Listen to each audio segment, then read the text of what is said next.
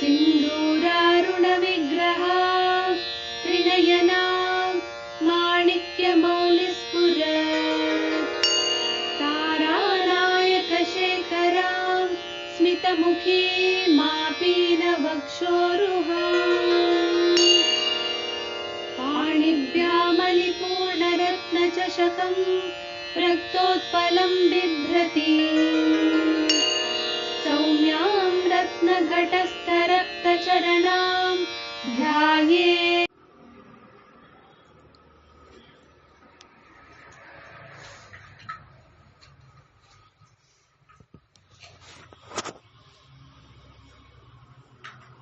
ಸಕಲ ಜೀವಿಗಳ ನಾನಾ ವಿಧವಾದ ತಾಪಗಳು. ಎಷ್ಟು ವಿಧ ತಾಪ? ತಾಪ ಅಂದ್ರೆ ಒಂದೇ, ನಿಜಕ್ಕೆ ಹೇಳೋದಾದರೆ ಅಲ್ವೇ, ಸುಡೋದು, ಬೆಂಕಿ. ಆದರೆ ಅದು ಯಾವ ಯಾವ ರೀತಿಯಿಂದ ಸುಡುತ್ತೆ? ಮಾತಿನಿಂದ ಸುಡುತ್ತೆ, ಪೆಟ್ಟಿನಿಂದ ಸುಡುತ್ತೆ, ಏನೇನೋ ರೀತಿಯಿಂದ ಸುಡುತ್ತೆ. ಅಂಥ ಯಾವುದೇ ವಿಧವಾದ ಸುಡುವಿಕೆ, ನೋಯುವಿಕೆ, ಬಾಧೆ, ಭಂಗ ಏನೇನಿದೆ ಆ ಎಲ್ಲಕ್ಕೆ ಚಂದ್ರಿಕೆಯಾಗಿ ಆಕೆ ಇರಬೇಕಾದ್ರೆ ಅವಳೇನು ಒಬ್ರಿಗ ಇಬ್ಬರಿಗ ಕೊಡೋದು? ಕೋಟಿ ಕೋಟಿ ಸಂಖ್ಯೆಯ ಜನರಿಗೆ ತಾನು ಆ ತಂಪನ್ನು ಉಣಬಡಿಸಬೇಕಾದ್ರೆ ಅದು ನಿತ್ಯವಾಗಿರ್ಬೇಕು ತಾನೆ. ಖಾಲಿ ಆಗ್ಬಿಟ್ರೆ, ಖರ್ಚಾಗ್ಬಿಟ್ರೆ, ಈಗ ಬ್ಯಾಂಕ್ ತರ ಅಕೌಂಟು ಕೊಡ್ತಾನೆ ಇದ್ಬಿಟ್ರೆ, ಬ್ಯಾಂಕ್ಗೆ ನಾವು ಫಿಲ್ ಮಾಡ್ತಾ ಇದ್ರೆ ಕೊಡ್ತಾ ಇದ್ರೆ ಅದು ಸೇರ್ತಾ ಹೋಗುತ್ತೆ. ಅದು ಬಿಟ್ಬಿಟ್ಟು ನಾವು ವಿಡ್ರಾನೇ ಮಾಡ್ತಾ ಇದ್ರೆ ಹೇಗೆ ಉಳಿಯುತ್ತೆ? ಹಾಗೆ ತಾಯಿ ಎಲ್ಲರಿಗೆ ತನ್ನ ಕೃಪೆಯನ್ನ ಹಂಚುತ್ತಾನೇ ಹೋಗ್ತಾ ಇದ್ದಾಳೆ ಅಂತ ಭಾವಿಸ್ಕೊಂಡ್ರೆ, ಯಾವ ಸಕಲ ಜೀವಿಗಳ ತಾಪತ್ರಯಾಗ್ನಿ ಎಷ್ಟು ರೀತಿ ತಾಪತ್ರಯದಲ್ಲಿ ಮತ್ತೆ ಮೂರು ನೋಡಿದ್ವಲ್ಲ, ಅಂಥ ನಾನಾ ವಿಧವಾದ ತಾಪಗಳನ್ನು ದೂರ ಮಾಡುವ ಚಂದ್ರಿಕೆಯಾಗಿ ಅವಳು ತಾನು ಅಮೃತವನ್ನ ತನ್ನೊಳಗೆ ತುಂಬಿಕೊಂಡು ಸಹಸ್ರಾರ ಸುಧಾಸಾರಾಭಿವರ್ಷಿಣಿಯಾಗಿ ಆಕೆ ಇರಬೇಕಾದ್ರೆ ಅವಳೇನಾಗಿರ್ಬೇಕು? ನಿತ್ಯ ಯೌವನೆಯಾಗಿರ್ಬೇಕು. ಅವಳಲ್ಲಿ ಅದು ಖರ್ಚಾಗ್ತಾ ಹೋದ್ರೆ, ತುಂಬದೆ ಹೋದ್ರೆ ಎಲ್ಲಿಗೆ ಅದು ನಿಲುಗಡೆ ಬರುತ್ತಲ್ಲ. ಆದರೆ ಪರಮಾತ್ಮನಲ್ಲಿ ಆ ರೀತಿಯ ಬ್ಯಾಂಕ್ ಅಲ್ಲ, ಅದು ನಿತ್ಯವಾಗಿರುವಂತಹದ್ದು ಬ್ಯಾಂಕ್. ಹಾಗಾಗಿ ಅದು ಎಂದೂ ಕರಗಿ ಹೋಗಲ್ಲ, ಎಂದೂ ಖಾಲಿ ಆಗಲ್ಲ. ಎಲ್ಲ ಖಾಲಿ ಆಗ್ಬಹುದು, ಅದು ಮಾತ್ರ ಖಾಲಿ ಆಗಲ್ಲ. ಆ ರೀತಿಯಾದಂಥ ತರುಣಿ ಆದ್ರಿಂದಲೇ ನಿತ್ಯ ಯೌವನಳಾಗಿರ್ತಾಳೆ. ಮತ್ತೆ ಎಲ್ಲರನ್ನ ದಾಟಿಸುವವಳಾಗಿರ್ತಾಳೆ. ಎಲ್ಲರನ್ನ ಆ ಮೂಲ ವಸ್ತುವಿನ ಬಳಿಗೆ ನಯತಿ ಕರ್ಕೊಂಡು ಹೋಗುವವಳಾಗಿರ್ತಾಳೆ. ಅಷ್ಟೇನಾ? ನಮಗದು ಬೇಡಪ್ಪ, ನಮಗೆ ಪರಮಾತ್ಮ ಬೇಡ, ಭೌತಿಕವಾದ ಸುಖ ಭೋಗಗಳು ಬೇಕು. ಆಯ್ತು, ಅಲ್ಲಿಗೂ ಕೂಡ ಅವಳೇ ಕರ್ಕೊಂಡು ಹೋಗೋಳು, ನಯತಿ. ಆದ್ರಿಂದ ಅವಳು ತರುಣಿ. ಆದ್ದರಿಂದಲೇ ಅಂದ್ರೆ ಮೇಲಿನ ಲೋಕಗಳನ್ನ ಕೊಡ್ತಾಳೆ, ಭವವನ್ನ ತರತಿ ದಾಟಿಸ್ತಾಳೆ. ಭವವನ್ನ ತರತಿ ದಾಟಿಸಿದಂತೆ ಭವದಲ್ಲಿ ಬಿಟ್ಬಿಡಲ್ಲ. ದಡ ಬಂದಿದೆ ಅನ್ಬಿಟ್ಟು ದೋಣಿ ನಾವಿಕ ಹಾರ್ಬಿಟ್ಟು ಹೊಟ್ಟೋಗ್ಬಿಡ್ತಾನೆ ಅನ್ನಿ, ಆಗ ನಮ್ ಕಥೆ ಏನು ಅಲ್ವಾ? ಆ ನಾವಿಕ ದೋಣಿಯನ್ನ ಕಟ್ಟಿ ದೋಣಿಯಲ್ಲಿರೋರೆಲ್ಲ ಇಳಿದು ದಡ ದಾಟಿದ ಮೇಲೆ ನಾವಿಕ ಬಂದ್ರೆ ತೊಂದ್ರೆ ಇಲ್ಲ. ಆ ರೀತಿ ತಾಯಿ ದಡ ದಾಟಿಸಿದ ಮೇಲೂ ಕೂಡ ಅವಳೇನಾಗಿರ್ತಾಳೆ? ನಮ್ಮನ್ನ ಮೂಲ ಗುರಿಯನ್ನ ಮುಟ್ಟಿಸುವಲ್ಲಿಯವರೆಗೆ ಇರ್ತಾಳೆ ಅನ್ನುವಂತೆ ಇರೋದ್ರಿಂದಾನೇ, ಅಂದ್ರೆ ಭೌತಿಕವಾದ ಸುಖ ಭೋಗಗಳನ್ನೂ ಕೊಡ್ತಾಳೆ, ಹಾಗೆ ಪಾರಲೌಕಿಕವಾದದ್ದನ್ನೂ ಕೊಡ್ತಾಳೆ. ಆದ್ದರಿಂದಲೇ ಅವಳು ತಾಪಸಾರಾಧ್ಯ. ತಪಸ್ಸು ಎಷ್ಟು ವಿಧ ಅದನ್ನ ನೋಡಿದ್ವಿ ನಾವು. ತಪಸ್ಸು ಅಂದಾಗ ಕಾಷಾಯ ಉಟ್ಕೊಂಡ್ಬಿಟ್ಟು ಜೂಟಧಾರಿಯಾಗಿ ಕಾಡಿಗೆ ಹೋಗ್ಬಿಟ್ರೆ ತಪಸ್ಸಲ್ಲ.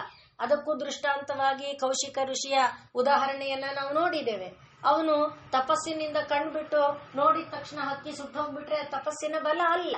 ಆದ್ರಿಂದ ನಾವೇ ನೋಡಿದ್ವಿ, ದೇವ ದ್ವಿಜ ಗುರು ಪ್ರಾಜ್ಞ ಪೂಜನಂ. ಆದ್ರಿಂದ ಯಾರನ್ನಾದ್ರೂ ಗೌರವಿಸೋದೆ. ಉದ್ಧವನಿಗೆ ಕೃಷ್ಣ ಹೇಳಿದ ಮಾತನ್ನ ಮತ್ತೆ ಮತ್ತೆ ನೆನಪಿಸ್ಕೊಡ್ತೇನೆ. ಎಲ್ಲಿಯವರೆಗೆ ನೀನು ಮುಕ್ತನಾಗ ಹೋಗೋದಿಲ್ವೋ ಅಲ್ಲಿವರೆಗೆ ನೀನೇನಪ್ಪ ಮಾಡ್ಬೇಕು ಅಂದ ಉದ್ಧವನಿಗೆ ಕೃಷ್ಣ. ಹೀಗಿರಪ್ಪ ಅಂದ, ಯಾವಾಗ್ಲೂ ಕೈ ಜೋಡಿಸ್ಕೊಂಡಿರು ಅಂದ, ಕಂಡಿದ್ದಕ್ಕೆಲ್ಲ ನಮಸ್ಕಾರ ಮಾಡ್ತಿರು ಅಂದ. ಅದರಿಂದ ನೀನೇನ್ ಕಡಿಮೆವನಾಗಲ್ಲ. ಅಯ್ಯೋ ಅವ್ರೇನ್ರಿ ಅವರು ಎಲ್ರಿಗೂ ನಮಸ್ಕಾರ ಮಾಡ್ತಾರೆ ಅನ್ನೋ ಜನ ಅನ್ನಬಹುದು, ಆದ್ರೆ ನಿನಗೆ ಏನು ಗೌರವ ಕಡಿಮೆ ಆಗಲ್ಲ. ಯಾವಾಗ್ಲೂ ನೋಡಿ, ಗೌರವ ಕೊಡದೇ ಕೊಡಲಿಕ್ಕೆ ಅರ್ಹರಲ್ಲದೆ ಇದ್ದವ್ರಿಗೂ ಗೌರವ ಕೊಟ್ರೆ ನಮ್ ಗೌರವ ಜಾಸ್ತಿ ಆಗತ್ತೆ. ಬೇರೆಯವರ ದೃಷ್ಟಿನಲ್ಲಿ ಅನ್ನಿಸ್ಬಹುದು, ಅವರೇನು ಸ್ಕ್ಯಾವೆಂಜರ್ಗೂ ನಮಸ್ಕಾರ ಮಾಡ್ತಾರೆ, ಪೊಲೀಸ್ಗೂ ನಮಸ್ಕಾರ ಮಾಡ್ತಾರೆ, ಆ ತರ ಅಲ್ಲ. ಸ್ಕ್ಯಾವೆಂಜರ್ ಆದ್ರೂ ಅವನಲ್ಲೂ ಹೃದಯ ಅನ್ನೋದಿದೆ, ಅವನಲ್ಲೂ ಶರೀರ ಇದೆ, ಮನಸ್ಸಿದೆ, ಬುದ್ಧಿ ಇದೆ ತಾನೆ. ಅದನ್ನ ಇಲ್ಲಿ ಉದ್ಧವನಿಗೆ ಕೃಷ್ಣ ಹೇಳ್ತಿರೋದು ಎಲ್ಲಿಯವರೆಗೆ. ಆದ್ರಿಂದ ಏನ್ ಮಾಡ್ಬೇಕು? ದೇವದ್ವಿಜ ಗುರು ಪ್ರಾಜ್ಞ ಪೂಜನಂ. ಅದರಂತೆ ಯಾವಾಗ್ಲೂ ಕೂಡ ನಾವು ಆ ಬಾಗುವ ಬುದ್ಧಿಯನ್ನ ಹೊಂದಿರುವಂತಹ ತಪಸ್ಸು, ಅದು ಕಾಯಿಕ. ಹಾಗೆ ವಾಂಗ್ಮಯಂ ತಪ ಉಚ್ಯತೆ ಅನುದ್ವೇಗಕರಂ ವಾಕ್ಯಂ, ಇದೆಲ್ಲ ನಾವು ನೋಡಿದ್ವಿ. ಆ ರೀತಿಯಾದ ತಪಸ್ಸು ಕೂಡ ತಪಸ್ಸೆ. ಮನೆಯಲ್ಲಿದ್ದುಕೊಂಡು ಆ ತಪಸ್ಸು ಮಾಡಬಹುದು, ಆಫೀಸಲ್ಲಿ ಇದ್ಕೊಂಡು ಕೆಲಸ ಮಾಡ್ತಾನೂ ಆ ತಪಸ್ಸು ಮಾಡಬಹುದು. ಆದ್ರಿಂದ ಮನೆ ಬಿಟ್ಬಿಡು, ಊರು ಬಿಟ್ಬಿಡು, ಸಂಬಂಧ ಬಿಟ್ಬಿಡು ಅಂತ ತಪಸ್ಸಿಗೆ ಹೇಳ್ತಾ ಇಲ್ಲ. ಆದ್ರೆ ಆ ತಪಸ್ಸನ್ನ ನಾವು ಜೀವನದಲ್ಲಿ ಆಚರಣೆ ಮಾಡಿದ್ರಿಂದ ಏನು ಲಾಭ ಇದೆ? ನಮ್ಗೆ ಸ್ವರ್ಗ ಎಲ್ಲ ಬೇಡ, ಬೇಡ, ಈ ಲೋಕದಲ್ಲೂ ಸುಖ ಇದೆ. ಆದ್ರಿಂದಲೇ ತರುಣಿನಲ್ಲಿ ಅದನ್ನ ನೋಡಿದ್ವಿ. ಆದ್ರಿಂದ ತಾಪಸಾರಾಧ್ಯ, ಆ ದೇವಿಯ ಕೃಪೆಯನ್ನ ಪಡೆಯೋದಕ್ಕಿರುವ ಸುಲಭವಾದ ಮಾರ್ಗ ಅಂದ್ರೆ ಈ ಕಾಯಿಕ, ವಾಚಿಕ, ಮಾನಸಿಕ ತಪಸ್ಸುಗಳನ್ನ ಆಚರಣೆ ಮಾಡೋದು, ಅಥವಾ ನಿಯಮಬದ್ಧವಾದ ಜೀವನವನ್ನ ಅನುಷ್ಠಾನ ಮಾಡೋದು. ಎಲ್ಲ ಕಷ್ಟನೇ ಅಂದ್ರೆ ಫಲ ಮಾತ್ರ ಬೇಕು ಅಂದ್ರೆ ಹೇಗೆ? ಆದ್ರಿಂದ ಅದನ್ನ ನಾವು ನಿನ್ನೆ ನೋಡಿದ್ವಿ. ಅಷ್ಟೇ ಅಲ್ಲದೆ ತಾಪ ಅಂದ್ರೆ ಸಂಸಾರ, ಸಂಸಾರದಲ್ಲಿ ಸಾರ, ತಾಪ ಸಾರ, ಸಾರಭೂತವಾದದ್ದು ಯಾವುದು? ಪರಮಾತ್ಮ ವಸ್ತು. ಅದನ್ನ ಧ್ಯಾನ ಮಾಡುವುದಕ್ಕೆ, ಅದರಿಂದ ಪಡೆಯುವುದಕ್ಕೆ, ಅಂದ್ರೆ ಮುಟ್ಟುವ ಒಂದು ನೆಲೆ ಏನಿದೆ ಅದು ತಾಪಸಾರಾಧ್ಯ. ಈಗ ಮುಂದಿನದು ತರುಣಿ ತಾಪಸಾರಾಧ್ಯ ತನು ಮಧ್ಯ. ತನು ಅಂದ್ರೆ ಶರೀರ, ತನು ಅಂದ್ರೆ ಶರೀರ, ಮಧ್ಯ ಅಂದ್ರೆ ಶರೀರದ ಮಧ್ಯಭಾಗ. ಸಂಸ್ಕೃತದಲ್ಲಿ ಅಂದ್ರೆ ಶರೀರದ ಮಧ್ಯಭಾಗವನ್ನ ಆಕಾಶ ಅಂತ ಕರೀತಾರೆ. ಆಕಾಶ ಅಂದ್ರೆ ಅದೇನಾಗಿರುತ್ತೆ? ಸಣ್ಣಕ್ಕೆ ಆಕಾಶವನ್ನ ಯಾವುದಕ್ಕೆ ಹೋಲಿಕೆಯಾಗಿ ಕೊಡ್ತಾರೆ ಅಂದ್ರೆ ಅತ್ಯಂತ ಸೂಕ್ಷ್ಮಕ್ಕೆ, ಅತ್ಯಂತ ದೊಡ್ಡದಕ್ಕೆ, ಎರಡಕ್ಕೂ ಆಕಾಶನೇ ಉದಾಹರಣೆ. ಅದನ್ನ ನಾವು ಕೌಸಲ್ಯ ದೃಷ್ಟಿಯಲ್ಲಿ ಅಂದ್ರೆ ಕೃತಿಯಲ್ಲಿ ವರ್ಣನೆ ಮಾಡುವಾಗ ಕೌಸಲ್ಯೆಯ ನಡು ಅಂದ್ರೆ ತನು ಮಧ್ಯ, ಶರೀರದ ಮಧ್ಯಭಾಗ ಮೊದಲು ಆಕಾಶವಾಗೇ ಇತ್ತಂತೆ. ಅಂದ್ರೆ ತನುವನ್ನ ಯಾರು ಪ್ರದರ್ಶನ ಮಾಡ್ಕೊಳ್ಳಲ್ಲ, ಅದು ಸೂಕ್ಷ್ಮವಾಗಿರ್ಬೇಕು. ಒಂದು ನಮ್ಮಲ್ಲಿ ಹೇಳೋದೇನಂದ್ರೆ ಮುಷ್ಟಿಗ್ರಾಹ್ಯವಾಗಿರ್ಬೇಕು ಅಂತಾರೆ. ಅಂದ್ರೆ ಸರಿಯಾದ ಒಂದು ಲಕ್ಷಣಬದ್ಧವಾದ ಶರೀರ ಇದ್ರೆ ಅದು ಮುಷ್ಟಿಯಲ್ಲಿ ಹಿಡಿಯುವಂತ ನಡು ಇರಬೇಕು. ಆದ್ರಿಂದಲೇ ಸಿಂಹದ ನಡುವನ್ನ ಗಮನಿಸಿ, ಸಿಂಹದ ತಲೆ ಮೈ ನೋಡಿ ನಡು ಹೇಗಿರುತ್ತೆ ಅದನ್ನ ಕೂಡ ಉದಾಹರಣೆಯಾಗಿ ಹೇಳ್ತಾರೆ. ಒಬ್ಬ ಯೋಗಿ ಪುರುಷನ ನಡು ಹೇಗಿರುತ್ತೆ. ಇಲ್ಲಿ ಕೌಸಲ್ಯೆಯ ನಡುವನ್ನ ಹೇಳುವಾಗ ಮಧ್ಯಂ ತನುತ್ವಾತ್, ಕೌಸಲ್ಯೆಯ ಮಧ್ಯಭಾಗ ತನುತ್ವಾತ್ ಅತ್ಯಂತ ಸೂಕ್ಷ್ಮವಾಗಿತ್ತು. ಆದ್ರಿಂದ ಅವಿಭಾವ್ಯಮಾನಂ, ಯಾರಿಗೂ ಕಾಣ್ತಾ ಇರ್ಲಿಲ್ಲ. ಆ ಕೌಸಲ್ಯೆಯ ನಡು ಯಾರಿಗೂ ಕಾಣಿಸ್ತಿರ್ಲಿಲ್ಲ, ಕಾಣೋದಕ್ಕಿರ್ಲಿಲ್ಲ. ಆದ್ರಿಂದ ಅದನ್ನ ಆಕಾಶ ಮಾಸೀತ್, ಆಕಾಶ ಅಂತ ಅದನ್ನು ಕರೀತಿದ್ರಂತೆ. ನಡುವನ್ನ ಆಕಾಶ ಅಂತ. ಯಾಕೆ ಅಂದ್ರೆ ಮಧ್ಯಂ ತನುತ್ವಾತ್ ಅವಿಭಾವ್ಯಮಾನಂ ಆಕಾಶ ಮಾಸೀತ್, ಯಾರ್ದು? ಕೌಸಲ್ಯೆಯದು. ಆಮೇಲೆ ಆಯತಾಕ್ಷ್ಯಾಹ, ವಿಶಾಲವಾದ ಕಣ್ಣಿರುವ ಕೌಸಲ್ಯಗೆ. ಅದೇ ಗರ್ಭೋದಯೇ, ರಾಮ ಒಳಗೆ ಪ್ರವೇಶ ಮಾಡಿದ್ನಲ್ಲ, ರಾಮ ಒಳಗೆ ಪ್ರವೇಶ ಮಾಡಿದ ಮೇಲೆ ಅಲ್ಲಿ ವಿಷ್ಣುವಿನ ಪಾದ ಬಿತ್ತಲ್ಲ. ವಿಷ್ಣು ಪಾದ ಅಂದ್ರೆ ಆಕಾಶ ಅಂತ ಹೆಸರು, ಆಕಾಶಕ್ಕೆ ವಿಷ್ಣು ಪಾದ ಅಂತ ಹೆಸರು. ಆದ್ರಿಂದ ವಿಷ್ಣುವಿನ ಪಾದ ಅಲ್ಲಿ ಬಿದ್ದ ಮೇಲೆ ಅದು ಮತ್ತು ಆಕಾಶ ಆಯಿತು ಅಂತ ಅಲ್ಲಿ ವರ್ಣನೆ ಮಾಡ್ತಾರೆ. ಗರ್ಭೋದಯೇ ವಿಷ್ಣು ಪಾದ ಪ್ರವೇಶಾತ್, ಗರ್ಭ ಉದಯವಾದಾಗ ವಿಷ್ಣುವಿನ ಪಾದ ಸಿಕ್ಕಿದ್ರಿಂದ ಅದೇನಾಯ್ತು? ಕಾರ್ಶ್ಯಂ ಇತ್ತಲ್ವ ಸಣ್ಣಕ್ಕೆ, ಅದೀಗೇನಾಗ್ಬೇಕು? ದೊಡ್ಡದಾಯ್ತಾನೆ. ಆಗ್ಲೂ ಕೂಡ ಅದು ಆಕಾಶ ಅನ್ನಿಸ್ಕೊಳ್ತು ಅಂತ ಕವಿ ಕೌಸಲ್ಯೆಯ ಒಂದು ವಿಚಾರವನ್ನು ವರ್ಣನೆ ಮಾಡುವಾಗ ಹೇಳ್ತಾರೆ. ಅಂದ್ರೆ ನಾ ಹೇಳ್ತಿರೋದು ತನು ಅಂದ್ರೆ ಏನಾಯ್ತು? ಈಗ ಅತ್ಯಂತ ಸೂಕ್ಷ್ಮವಾದಂಥದ್ದನ್ನು ಧರಿಸಿಕೊಳ್ಳುವ, ಅತ್ಯಂತ ವಿಸ್ತಾರವಾದದ್ದನ್ನು ಧರಿಸಿಕೊಳ್ಳುವ ರೂಪ ಯಾವುದೋ ಅದು ತನು. ಸ್ಪಷ್ಟ ಆಯ್ತಲ್ವಾ? ಈಗ ದೇವಿಯ ಹೇಗೆ ಕೌಸಲ್ಯ ದೃಷ್ಟಾಂತ ಕೊಟ್ಟಿದ್ದು ಅದಕ್ಕೇನೆ. ಕೌಸಲ್ಯೆಯ ನಡು ಮೊದಲೇನಾಗಿತ್ತು? ಕೇವಲ ಮುಷ್ಟಿಯಷ್ಟೇ ಇತ್ತು. ಈಗ ಪರಮಾತ್ಮನೇ ಒಳಗೆ ಪ್ರವೇಶ ಮಾಡಿದ್ಮೇಲೆ ಅದು ಹೇಗಿರ್ಬೇಕು? ರಾಮ ಪರಮಾತ್ಮನಾಗಿ ಒಳಗೆ ಪ್ರವೇಶ ಮಾಡಿದ್ಮೇಲೆ ರಾಮ ಎಂಥವನು? ಪರಬ್ರಹ್ಮ ವಸ್ತು, ಎಲ್ಲವನ್ನ ಒಳಗೊಳ್ಳುವಂಥವನು. ಅದಷ್ಟು ದೊಡ್ಡದಾಗಬೇಕಲ್ಲ. ಆ ರೀತಿಯಲ್ಲಿ ತಾಯಿಯ ಒಂದು ಶರೀರ ತನು ಮಧ್ಯ, ಅದು ಹೇಗಪ್ಪ ಮಧ್ಯಭಾಗ ಇದೆ ಅಂತ ಕೇಳಿದ್ರೆ, ಎಲ್ಲವನ್ನ ಒಳಗೊಳ್ಳುವಂತಿದ್ದರೂ ಸೂಕ್ಷ್ಮವಾಗಿ ಇದೆ. ತನು ಅಂದ್ರೆ ವಿಸ್ತಾರ, ವಿಸ್ತಾರಗೊಳ್ಳುವುದಕ್ಕೆ ಬೇಕಾದದ್ದು ಎಲ್ಲನೂ ಅಲ್ಲಿದೆ. ವಿಸ್ತಾರವಾಗುವುದಕ್ಕೆ ಬೇಕಾದ ಎಲ್ಲವೂ ಅಲ್ಲಿದೆ. ಯಾವುದರೊಳಗಿದೆ? ಬೀಜದೊಳಗಿದೆ. ಆಲದ ಮರ ಎಷ್ಟು ದೊಡ್ಡ ಮರ, ಬಿಳಿಲುಗಳನ್ನ ಬಿಟ್ಕೊಂಡ್ರೆ 100 ಕಿಲೋಮೀಟರ್ ಅಷ್ಟು ದೂರ ಬೇಕಾದ್ರೂ ಬೆಳೆಯುವಂತ ಮರ. ಅದರ ಬೀಜ ಎಷ್ಟಿದೆ? ಉಗುರಿನ ಕಣ್ಣೊಳಗೆ ಒಂದು 15-20 ಆದ್ರೂ ಸೇರ್ಬೋದು ಅಂತ ಬೀಜ ಇದೆ. ಆ ಬೀಜದೊಳಗೆ ಆ ಮರ ಇತ್ತೋ ಇಲ್ವೋ? ಅದು ಆಕಾಶ. ಈಗ ಅರ್ಥ ಆಗ್ತಾ ಇದೆಯಾ?